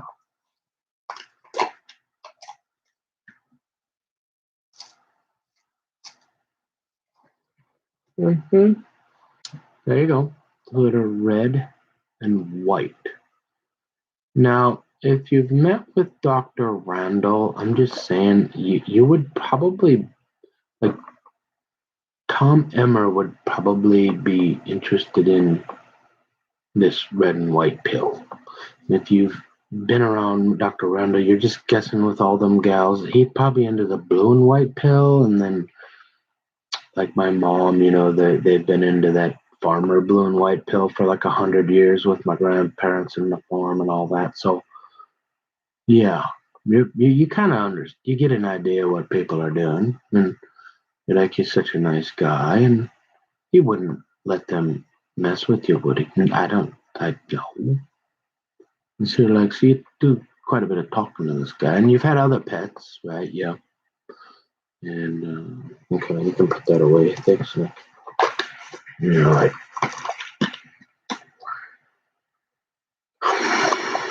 you're trying to figure out, well, if Dr. Randall's into the blue and white pill, and you could be wrong. I mean, he could just be fooling you. But you're pretty confident in that. Yeah. With all them gals running around. And so you're thinking, okay. So what happens next? You're like, well, finally at dawn, so just so we know that you're not like, you try different things to try to help out the doctor, and you're not just calling up making demands and being like getting ornery over a controlled substance or anything, because we don't want those polar bears, or we're trying to keep those guys away. And so no, you understand that type of thing, and that they have to be careful, because we do actually have people that do that. And since we've all put it into a internal beta, yeah, like you're getting it once a month, and now your dogs are barking, and you can't sleep, and you're delirious, and you're getting admitted to a hospital because you're mentally ill. Yeah, that kind of thing. So you're not probably ever thinking about, especially with only that amount, because you're not that desperate. Except you like to write. You're not looking for a duck call, are you? No. But you like to write a love letter to complete strangers sometime. Oh, about once every 15 years, I guess. So you say, okay. And you're like, hey. So you got this here. So you try everything. You take it out of the pill. You give it in the morning. You give it twice a day, like you said. And you figure out, hey, this is pretty expensive too. But you're noticing because you're not a doctor, but you did stay at a Holiday Inn Express one time and you go, hey, when I give the one pill at night before the food, works best if I keep it in the pill. You don't get any more additional help by doing it twice a day than you do once a day. It's once a day. It just doesn't to you. And I save a little money. Yeah, well, you kind of, Dr. Randall probably said, no, keep doing the two. But if he did, I would. But that's what I figured. And that's what I do. So, yeah. Does he have it twice a day or is it once a day? No, it's once a day. Oh, every 12 hours. Yeah, so it is. Well, I guess, no, I guess, yeah, this still does it. But anyways, and so you're going to say, well, that's the problem. Nah, trust me. There's no difference. I gave it to her for years. I know my dogs. I know if there's 3 lashes on the back. And I know that now. I probably shouldn't have said that because they'll use it against. Trust me. One time, doesn't matter. Once a day, doesn't matter. Twice a day. I don't even think it does anything, actually, to be honest. I don't know much about that scientific method, but it doesn't really do anything. This here is the only thing that does anything. And so the idea that you would use this and then listen to that dog keep you awake, because you've called and asked several times because it's gotten really bad at times. And so finally he says, all right, well, instead of paying $5 a pill, I can get this stuff here at Walgreens for you. And it starts out at 0.25 and he's got it maxed out now. And you call up a couple times and did you call before the 30-day? No. Or maybe, but you talk to Dr. Randall explaining, hey,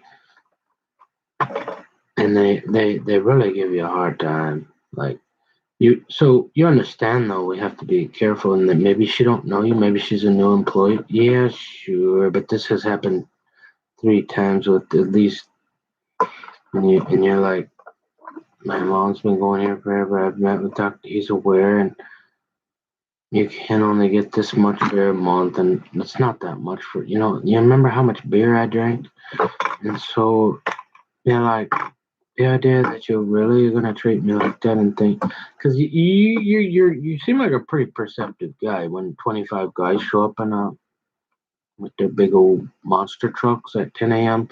You're kind of like, there's something different here about this one, right? Yeah. So you're like, okay. So there's definitely some hostility on their part about, you're starting to feel that. You don't mind, but it's gone to the level where you're 40-some years old, you've dealt with drugs and this and that of different things many, many times. So you're aware, so you've had a pretty good feel of how people act around controlled substances, yeah. And you're like, you're starting to kind of feel like, is there any other vet in town? You're thinking, well, that's a lot of work trying to re-explain it, and you're like, do you really think? You're starting to feel like they think you actually are, and then they're delaying you, right? So then many times you go up and get a prescription, and somehow it wasn't filled out right, and you're waiting. They know you're out, and then they don't call back, or you got to wait till Monday or for Randall to fix the prescription, and your dog's you didn't get a whole lot of sleep, and just like more games, right? Yeah, but he's got that. I'm pretty sure he's got a blue, like Brando would have a blue and white pill. So I don't know, because remember, I'm probably like, I'd probably have a blue and red, right? I'd be into the blue and red. I'm pretty sure he's like blue and white. They send the white and the red, and you'd send that over to Jason Lewis, I guess, and Emmer and them boys, and probably that polar bear there across the street, and who knows else, because, yeah, and you're like, okay, you do understand we just elected the first nice, is she married? That nice person, that Democrat female mayor, first of all time in Forest Lake, and I'm like, yeah, do we have a black police officer yet or not, or who was that guy? And how in the heck did he? So you're like, okay, Nick.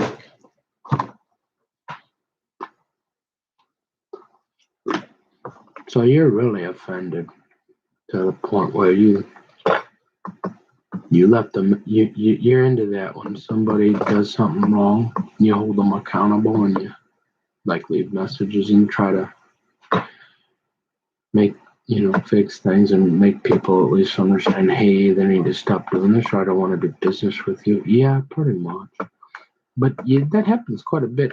For some reason, I don't know why anybody would put up with that, especially my mom's never said they've done that to her. So for some reason they feel like they can treat you that way, and they give it this real impression that you after this and not like that cough that you've been dealing with for a couple like a year, and you've been getting this for a while, and you might be asking to. You don't remember exactly. It probably wasn't even an increase of dose. Maybe it was, but then they dragged it out and made you deal with the dog. They didn't promptly get back to you. That kind of type of customer service where this here is a case where, you say, hey, I know Dr. Randy, you make $200,000. You want to get out of here on Friday? We got that guy, even he's a little low, and hey, can you stay after 5 minutes and talk to me about this so this guy doesn't have to stay up all weekend, that kind of thing? Yeah, stuff like that, like a bunch. And you're finally getting near it. Kind of like that iPad, I guess. And you're like, oh, you let that iPad. Yeah, I haven't touched it. You didn't call and harass little Timmy and tell him so we could get you on terroristic ducks again? No, I don't care about that iPad. And so you still wondered how the heck it's on 100% charge and they're doing it from the moon?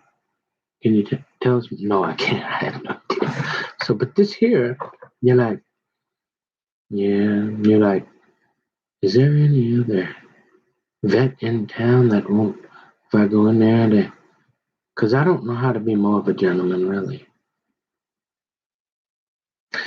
And I'm like, is there, but I like Dr. Randall. So I get pretty upset. I think I left a message saying, basically, I'm going to let, only reason is Tom and Dr. Rand going somewhere else. And after that, and my mom wasn't here, I would not be doing business with you anymore. Because you felt like they really were putting it to you. And it takes quite a bit, actually, sometimes, right, to make you, yeah, with something like this, sure. And they've been dealing with this, so they kind of know the behavior that a guy dressed nice hair. I mean, he's coming in average. I mean, probably. But you never know. Remember that gal like sit out my house for 4 hours eating jelly donuts just to lock me up for no reason. So who knows? I don't know. And you're like, hey, going to the downs. You're getting old and tired, man. Sick. Yeah, I'm sick of talking about this crap. But hey, people should know what I've been through. And so you say, yeah. And so pretty much, yeah. So it's safe to say you'll be going to a different, yeah. For sure. But you go there because your mom still goes there. And Tom mostly deals with it, but he's getting that little bit of sometimes he forgets things a tiny bit. You wouldn't be able to tell because he plays those cards. And he looks pretty sharp. Yeah, well, he also used to have that vertigo. Remember that? Hadn't seen that for a while. That was pretty serious. He had to go down. I mean, he was worried. I was worried. I mean, again, you want to talk about going crossing the center line where you're looking for your having a little kissy smoochy with that. That was weird. No, I don't. Our cars are not gonna kiss. Bad boy would not. Okay, you can't say bad boy. Our cars almost kissed. I was like, no, our cars almost hit each other. I'm not a good housewife, sir. I know you're a trooper, and so I'm not gonna say nothing, right? But you probably shouldn't say that with another guy, right? Because we have been full sleep. We're going to the down. He's like, our cars would have kissed, and I was like, hey, if I don't say anything, maybe he won't give me a ticket. That didn't help. But yeah, bad boy would not like that. He might if you said that to bad boy, because he's real busy too, just on the dominoes. But he got most of them. They bring in the pizza for him. He at the home, having a little debate with Nicky boy, trying to convince everybody I'm a good housewife. But if you saw him out there, that trooper guy, Mike Walsh, know his name. I can't.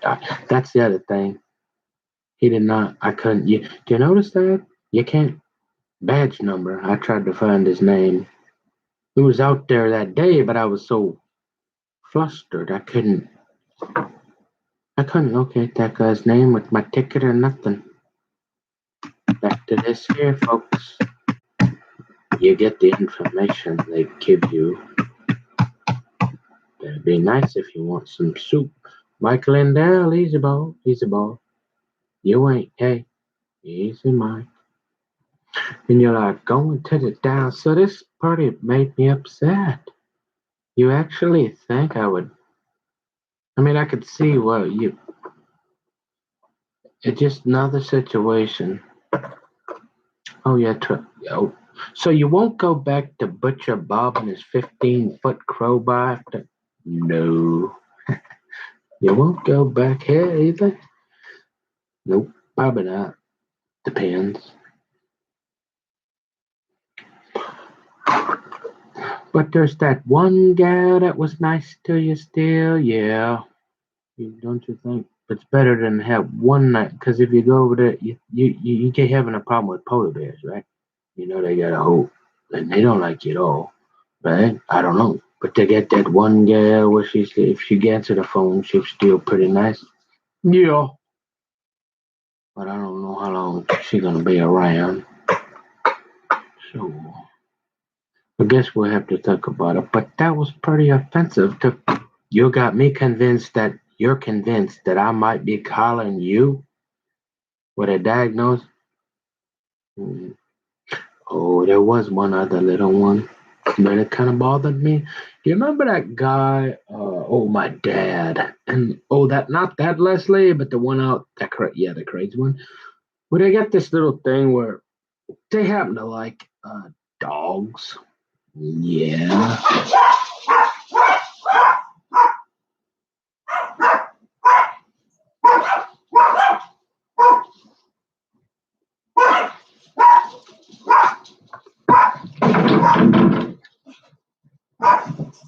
Hey, girls, no. I want you to stop. No. No. I'm asking you to quit. No. You want to get lost in there?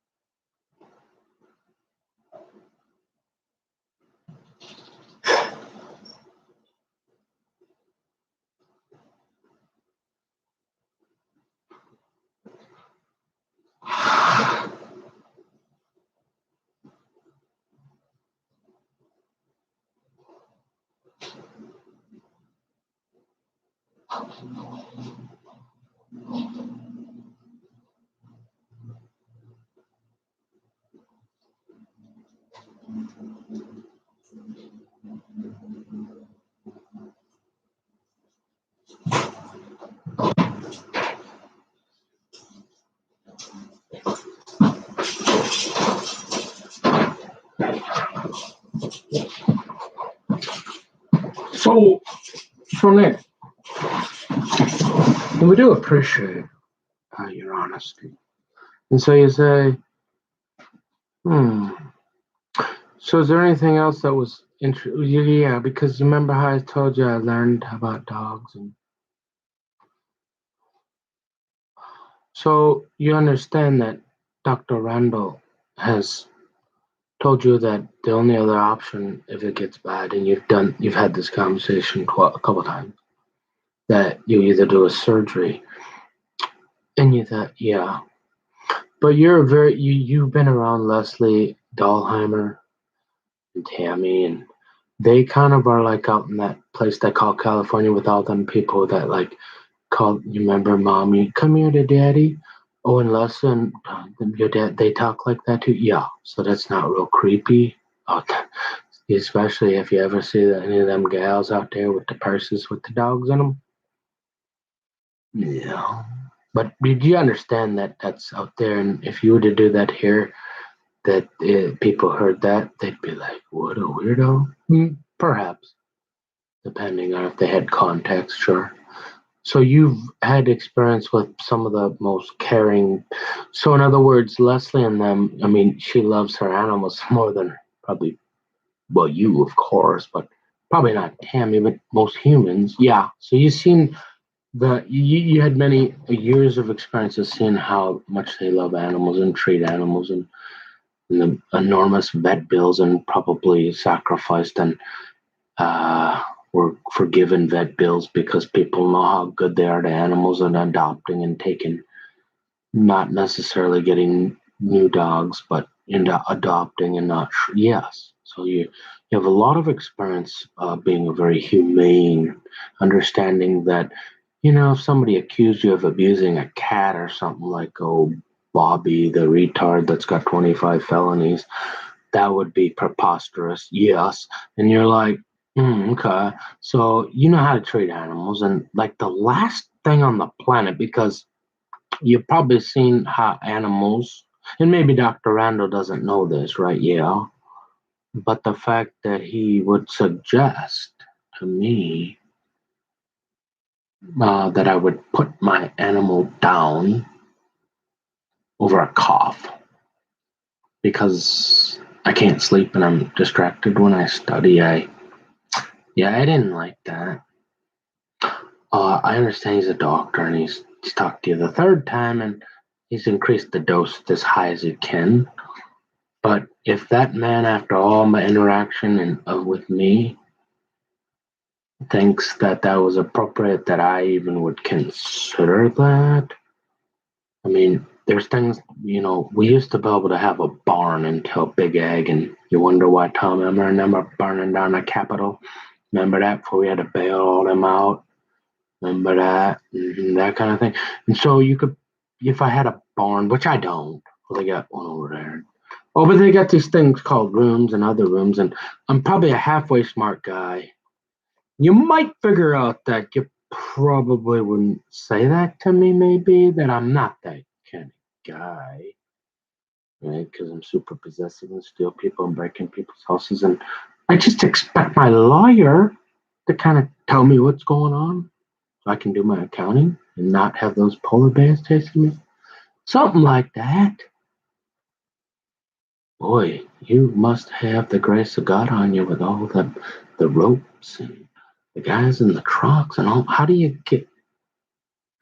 manage to stay alive?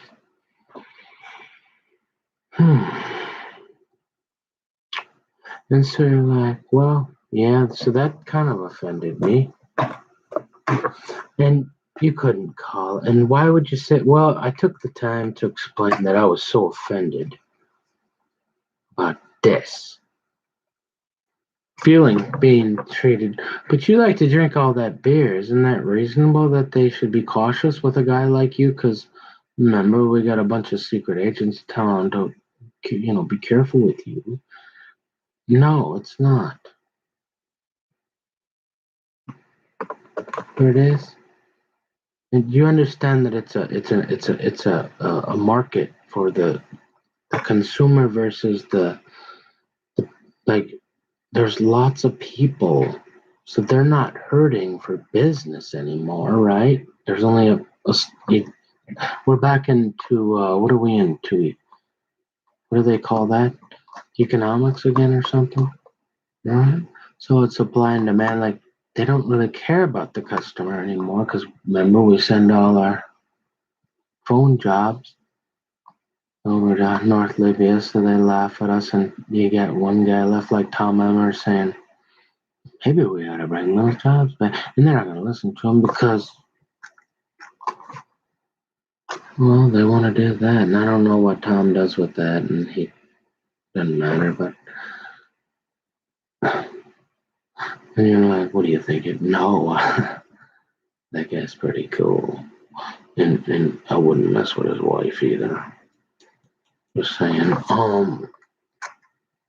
Look, hey, you say, well,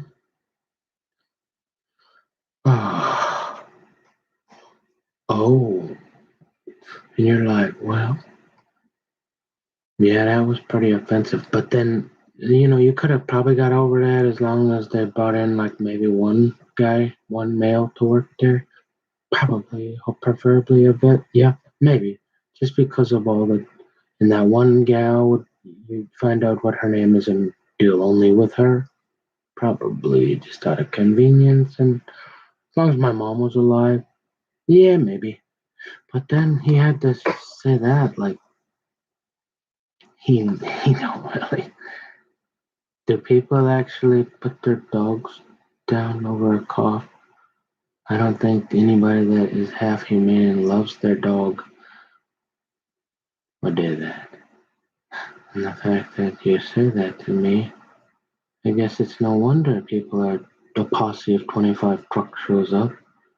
It's no wonder that that polar bear's over there. It's no wonder that somebody finds that it's a pothead listening to filthy music somehow is given permission to come over and start a fight with me, because you don't do that unless the polar bear says, hey, it's okay, I won't arrest you. And if he says anything, I'll arrest him. That kind of thing. Yeah, so there's something going on, and you say, well, what could it be? Are they jealous of my hair? Or do they hate the Bible? Or because you're not that weirdo, right? Like up at the library. No. You mostly sit there and do puzzles, yeah.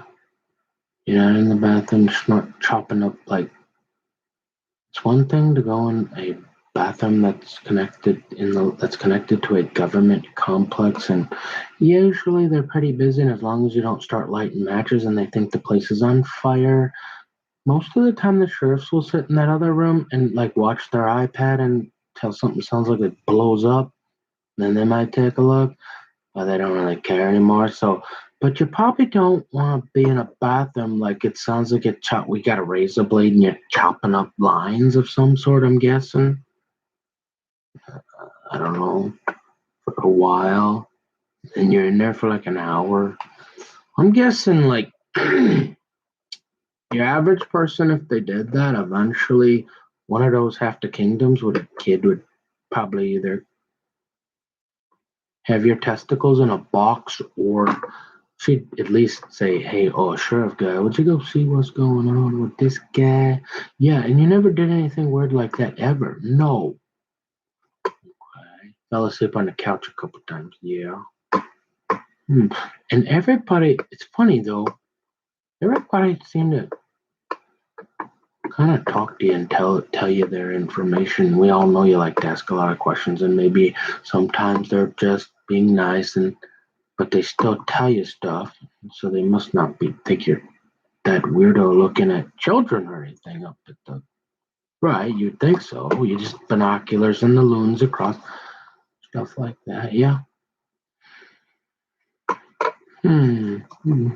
You say, is there anything? Well, I was really glad when they moved that. Let's see. Oh, who's that? I thought that was really good when they moved that porn shop out of there. I don't know what they do to the Laker, but I thought that was kind of like, that's pretty. I mean, it's a small town, and usually you have to go downtown for that stuff, Most guys don't really do that. They got the internet thing, and we got our kids. Remember how I'm kind of half normal? I'm always thinking, I like naked ladies too. I remember, but I don't know. I always was uncomfortable with that place being there and having children go by. Hey, oh mom, can we get a Domino's pizza? And by the way, what's this sensual thing? And I guess I'm kind of old fashioned that way, but so to have a guy think like that and then have them people up there think that I'm doing that and 25 trucks and starting to add up the straw that the hair that's breaking the camel's back, and you say, well, now we know why you won't shut up, maybe, but because it wasn't working, and you get a little goofy because you talk so much, and that doesn't look good. So you should try not to do that, because if you want people to take you more serious, you should use your regular voice as much as possible, and don't start drooling on yourself, and for sure don't start eating your buggers on the cam. Yeah, I know, but it's like, what's going on? I mean, we know you're kind of older and getting ugly, and you don't have so much of that like that. You know, and you're not a woman, so it helps a little bit more. And so you don't have a low skill set, right? Yeah. Hmm. I don't know. That's another one to add to the pile, huh? That you really have. Does it really that big of a deal in the grand scheme of things? No. If it was the only thing that happened, but when there's more and more, you start to wonder what in the hell is going on, and what am I doing here?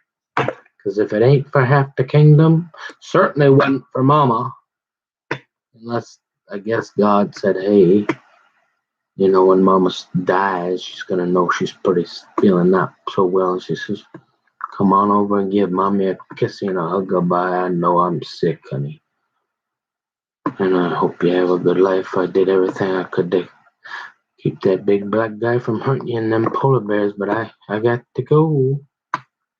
You got decent credit. We got you through most of your school. Keep trying. You're getting close, son.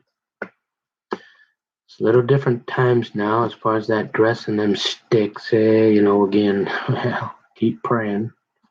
Keep that off your face. I love you. Is there a guy that won't help you with your account? And I wouldn't call him much. And you probably should be nice to your daddy out there because he's all you got. And I love you. And I hope to see you in heaven because all this crap that's happening to you, I'd probably get the hell out of here. Yeah, I agree, Mama, and I love you, and I appreciate that God hopefully will allow that. Otherwise, if you knew that wasn't gonna happen, you might as well get out of Dodge today, eh? Yeah.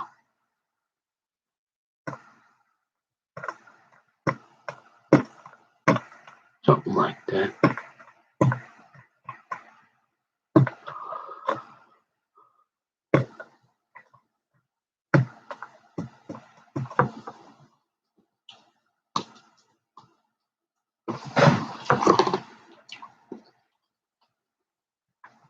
You look exhausted. It's a good thing it's the Sabbath, right? Because yeah, I'm tired. So you would have liked to really focused on your class with Amarillo Slim, but you felt like you had to make a few of these big yes. And you're at the point now where you're not sure even what you're going to do with that, right? Yeah. Because remember, it's another 35 credits to even get to get licensed for a CPA, which you don't know. With all this going on, it's tough to keep a clear head. And if this stuff, all these problems, like maybe you said, well, can you learn? I don't know. It's a crazy world. And all you want to do is choose life and not death, like the Bible says, right? Yeah. Pretty much. And you're never going to be successful and cool and smart like all the Emmer and his kids and all that and all their friends. And you never were ever right. But you might kind of be a family guy and all that, and kind of like yeah, I made some mistakes and had this and that, and sort of want that. Yeah, okay.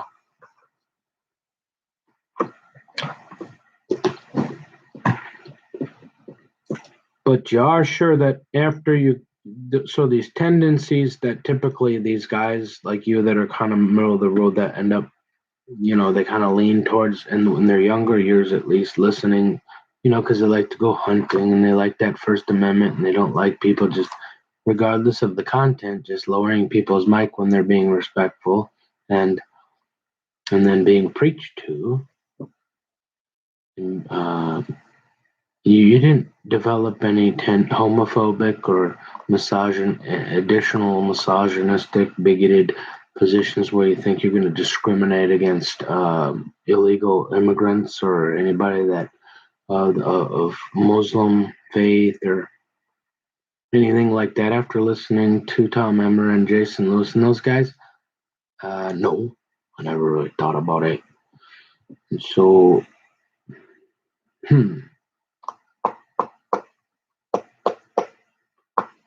well, okay. And you probably so Emma and them boys, they probably pretty safe to say like they're like thinking you're a lost cause, and they probably don't want to hurt you, but they're not going to help you, and they don't care what you have to say, and you're way out of their tax bracket, and you're never going to be there, and you're never going to know any of their friends, and they just won't hang it and look at you. You see? Well, I don't know about all that, but you're in the ballpark. And then you got these guys up here because you're getting old, and you said you're too old to dig ditches, right? We're just kind of doing a little review here before you get going here.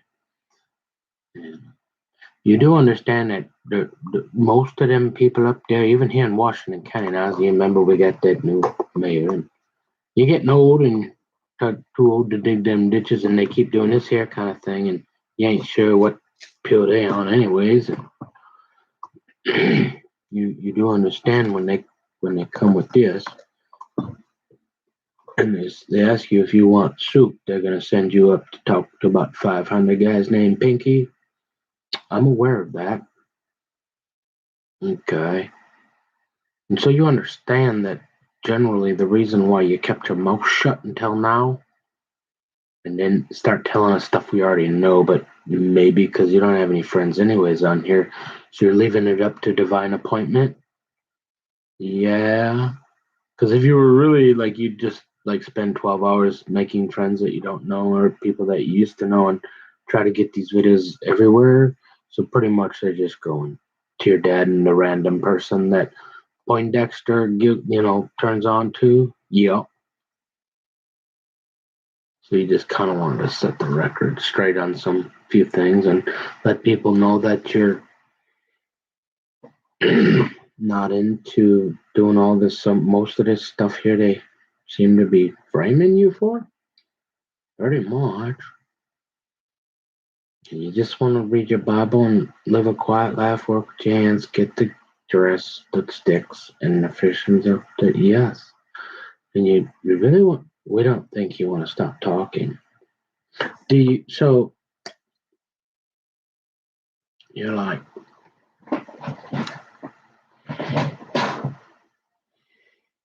because you're kind of starting to annoy us anyway, so you're probably going to want to just like kind of be quiet, but you got our attention too, and thank you. And we don't know if it mattered anyways, but thanks for playing. Welcome to the prayer list, and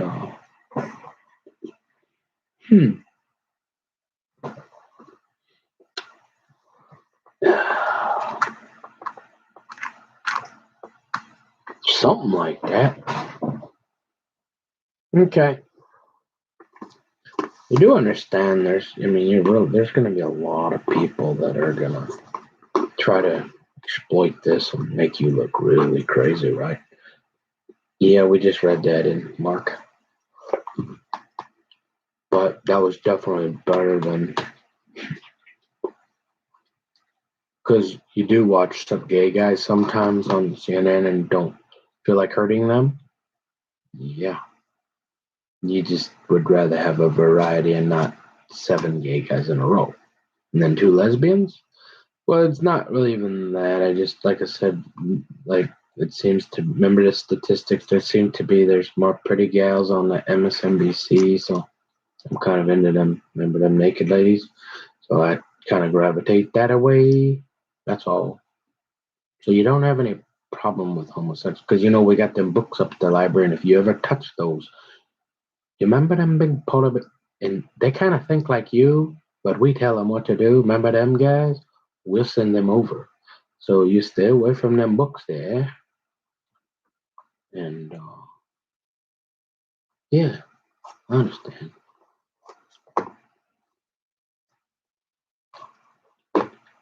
But they don't. Them polar bears don't like you at all. And we designed this obviously.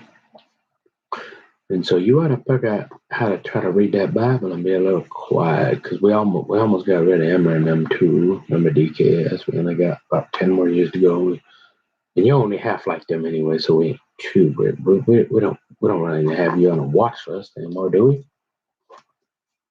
Why was I ever on one in your life? Wow. Okay.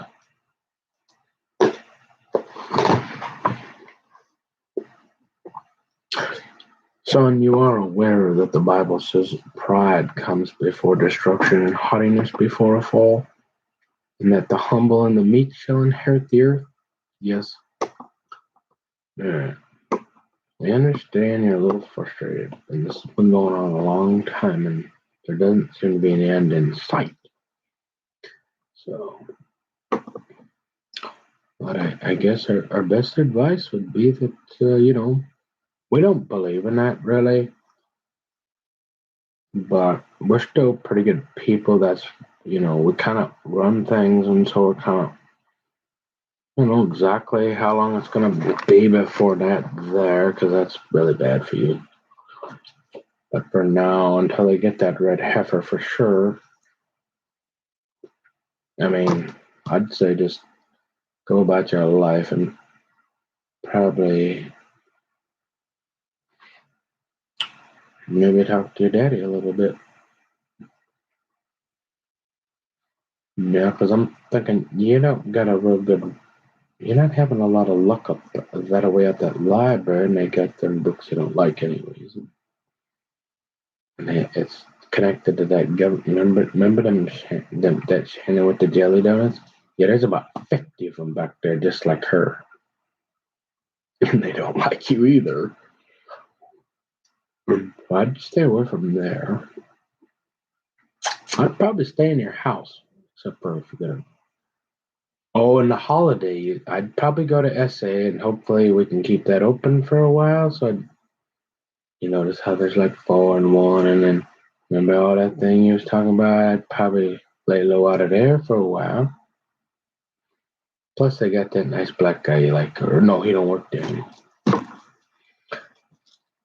Oh, well, every once in a while you get a little nervous about that guy Jeremy and his truck, because you don't know who Jeremy is, but it says his name. You're like, well, it's kind of dark back here behind Rainbow, and there's nothing open, and it's SA, and you're like, well, remember that guy with the rope? I mean, this would be a really good place to, like, if he wanted to tie you up right there, right? Yeah, you probably, is it safer with all the lights over there at Holiday?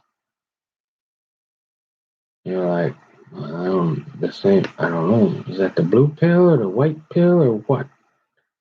Yeah, you're like, I don't know. Hmm.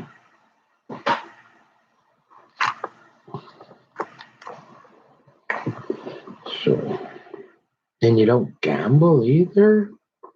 Guys, even if you had like we found some really, really cool guys that would pretend to be your friend. Mm-mm. No,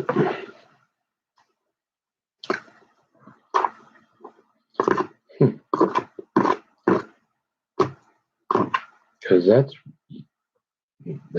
the devil's favorite place. You know that, so we'd really like to see up there again. But man, I don't know how we're gonna finally get this guy. Huh?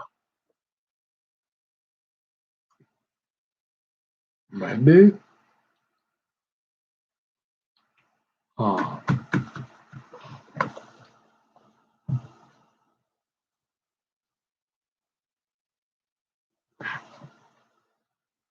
yeah.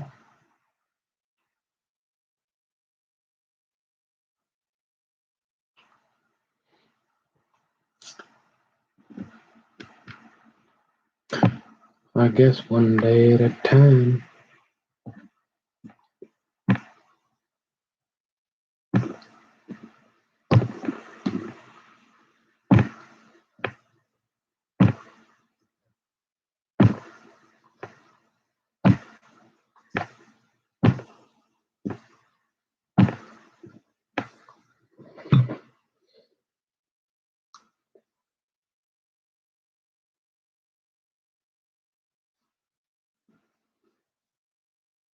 Be a lot easier for us if you were in the market for a duck call still, but I mean, and you sure that gal there or that Tennessee number? That's probably Sadie Robertson. Well, I mean, she's probably secretly sending you a message thinking, she rejected you 15 times, but now this one here, you know,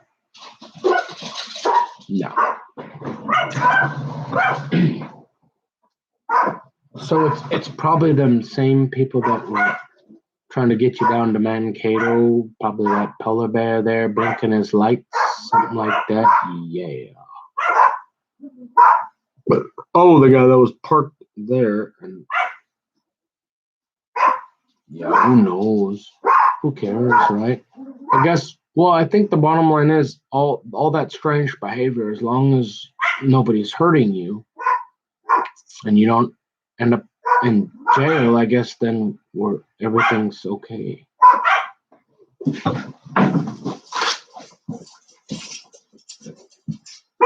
Girls, I asked you. Okay, that's enough. You're gonna go in that kennel. You're gonna stop, please, girl. Enough.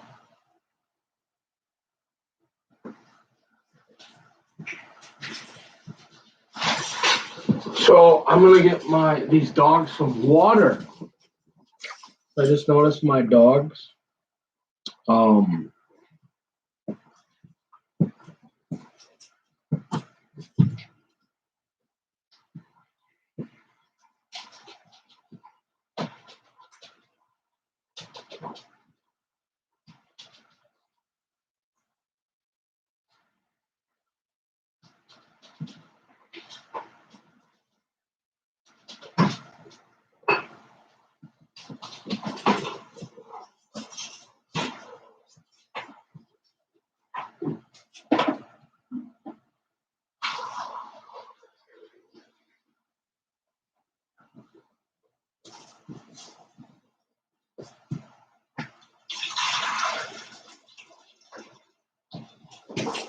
and just so we know, Nick, you're not necessarily telling us everything, and you're not overly biased trying to create any themes, and we understand that you may choose and select to not share everything, every moment of your life. Yeah, absolutely, and you reserve that right to not cast all your pearls before swine. Yeah. And so, but what you've told us so far is all true. Yes. And you've admitted to being a little goofy, like late at night when you've been up and you're tired and you're just kind of, yeah. Okay.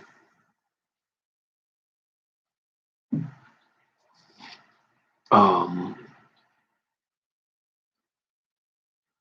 all right.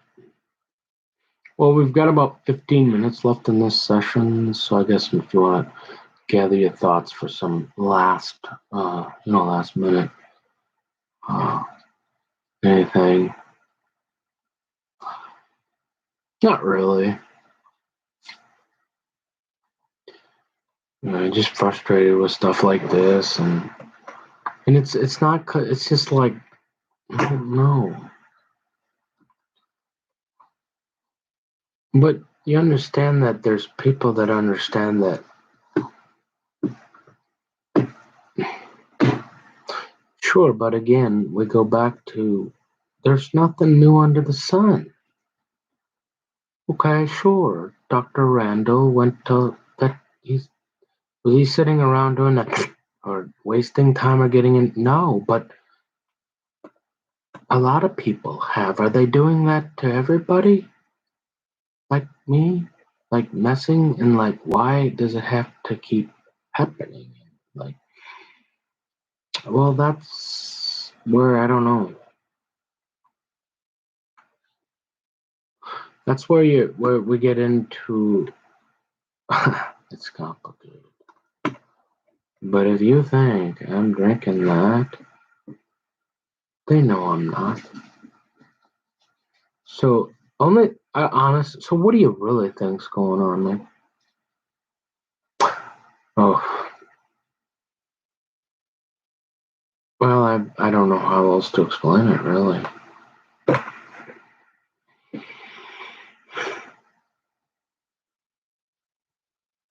I don't know, because I know there's good and there's bad wherever you go in every walk of life, every socioeconomic status, and so it's not that easy. Other than what that Bible says there, and I guess I don't know. I feel very fortunate on a Friday night that I just, when I was and you said, well, a lot of people are still at the bar or they want to go smoke a little weed or something. And I'm like, well, where's half the kingdom? Let's make some candles or, let's do some crafts, make a bird. I'm like, that's like, I just don't care about that crap, you know? And so I'm thankful, I guess, in that sense. Not saying I'm not perfect. I like that coffee. If you didn't figure that out, tend to like the things that help me get stuff done instead of make me fall asleep. Um,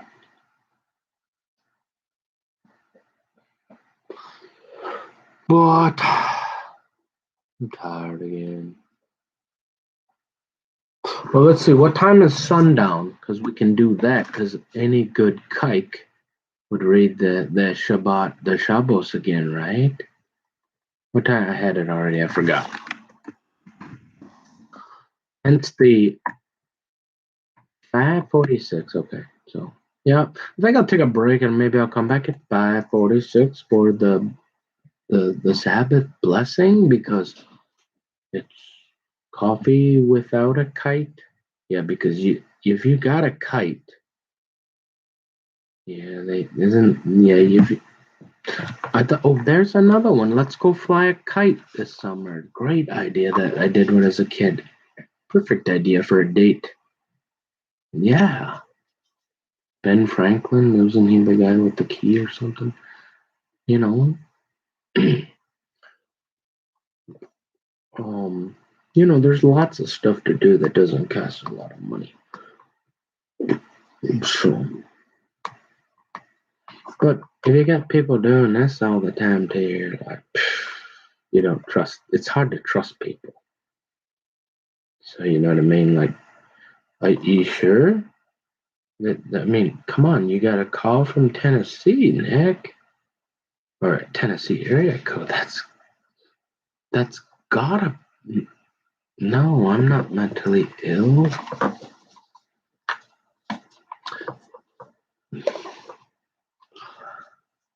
So Currently,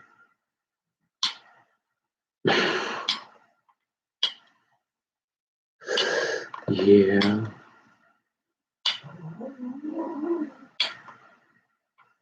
half the kingdom. Hmm. Nick. What do you do? What are you gonna read the Bible? Stay off that garbage.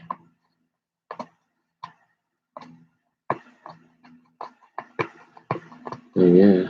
Mm.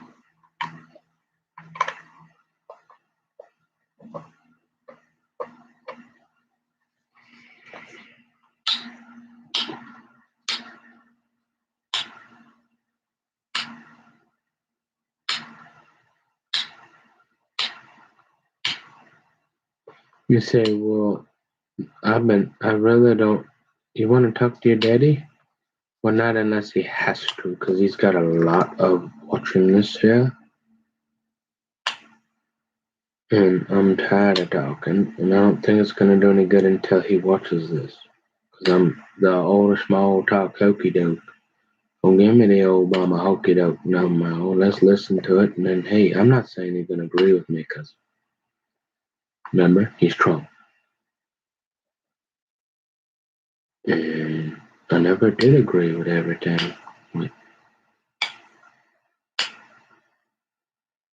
So, yeah.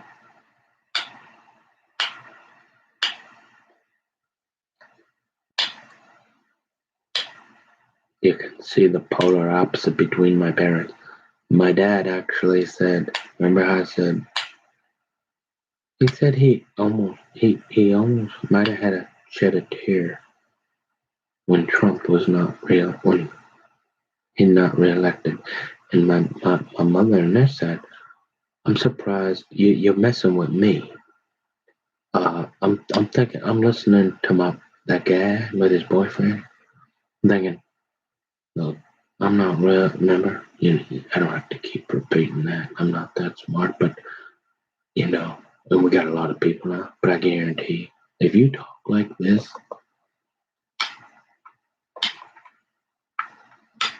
uh, you're probably getting a visit from the Secret Service at some point. And I'm thinking, because you can't. They got those.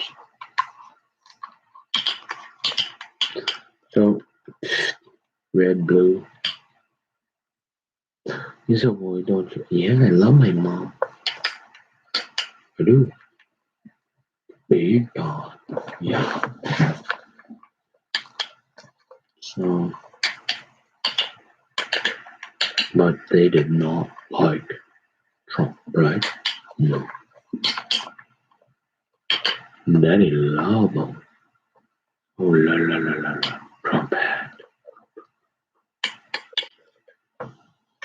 Mm. And you say, hmm, yeah.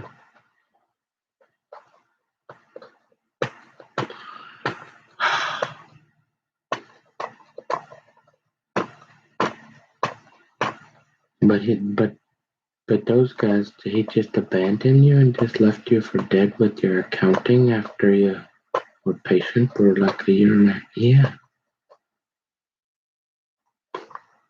Yeah, none of this makes sense anymore. And then just smiled and giggled at you and said he was going fishing after he got done doing his derivative. Yeah. Oh, how dare you say anything derogatory about him and his that guy. Well, yeah, you already know. Hmm. Okay. Well, we'll see you later, Nick. And yeah, thanks for checking in. Hopefully, you can feel comfortable enough to kind of maybe not, because you remember, like, no, pretty much nothing happens on the weekend unless something blows up or whatever. We don't do a whole lot till Monday, anyways. So just be cool and maybe try to do a little bit of your schoolwork, get some rest, and maybe check in. Well, I'll try.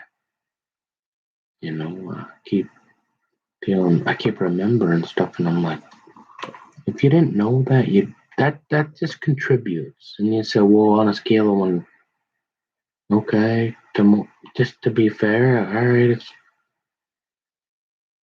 7 out of 10. It bothered me that much. I mean, I'm ready. I felt like you really are treating it like you're either that bored or you really truly believe you're that incompetent that you. So you're doing it because you either believe it or you're bored. You want to waste the time some more, or you really actually believe it. It's just hard to believe, and you just game. It just seems like there's so many games. Is that part of some communist manifesto they're up with DKS in them? They trick you into thinking that the only place you're gonna make it is with Pinky and the soup up, but then you want to go hunting, right? So you better be nice to Emmer because him and his boys like remember. Emmer knows a lot of them guys that like to get their hands all greasy for 3 days with the cat, and you think, oh, you want a snack burger? Yeah. Oh yeah. Some of them, oh, come on, man. So you you remember that guy down there driving on the what? Gotta make a decision. I don't know, man. What's going on? I know some really weird, and all I can think of is the devil. Because if it wasn't, I'm pretty sure old half the kingdom would have come rolling in here naked with a salad by now. Not no phone calls for the 50th time, trying some cloak and dagger baloney. You know what I'm saying? So whatever going on, it can't be good.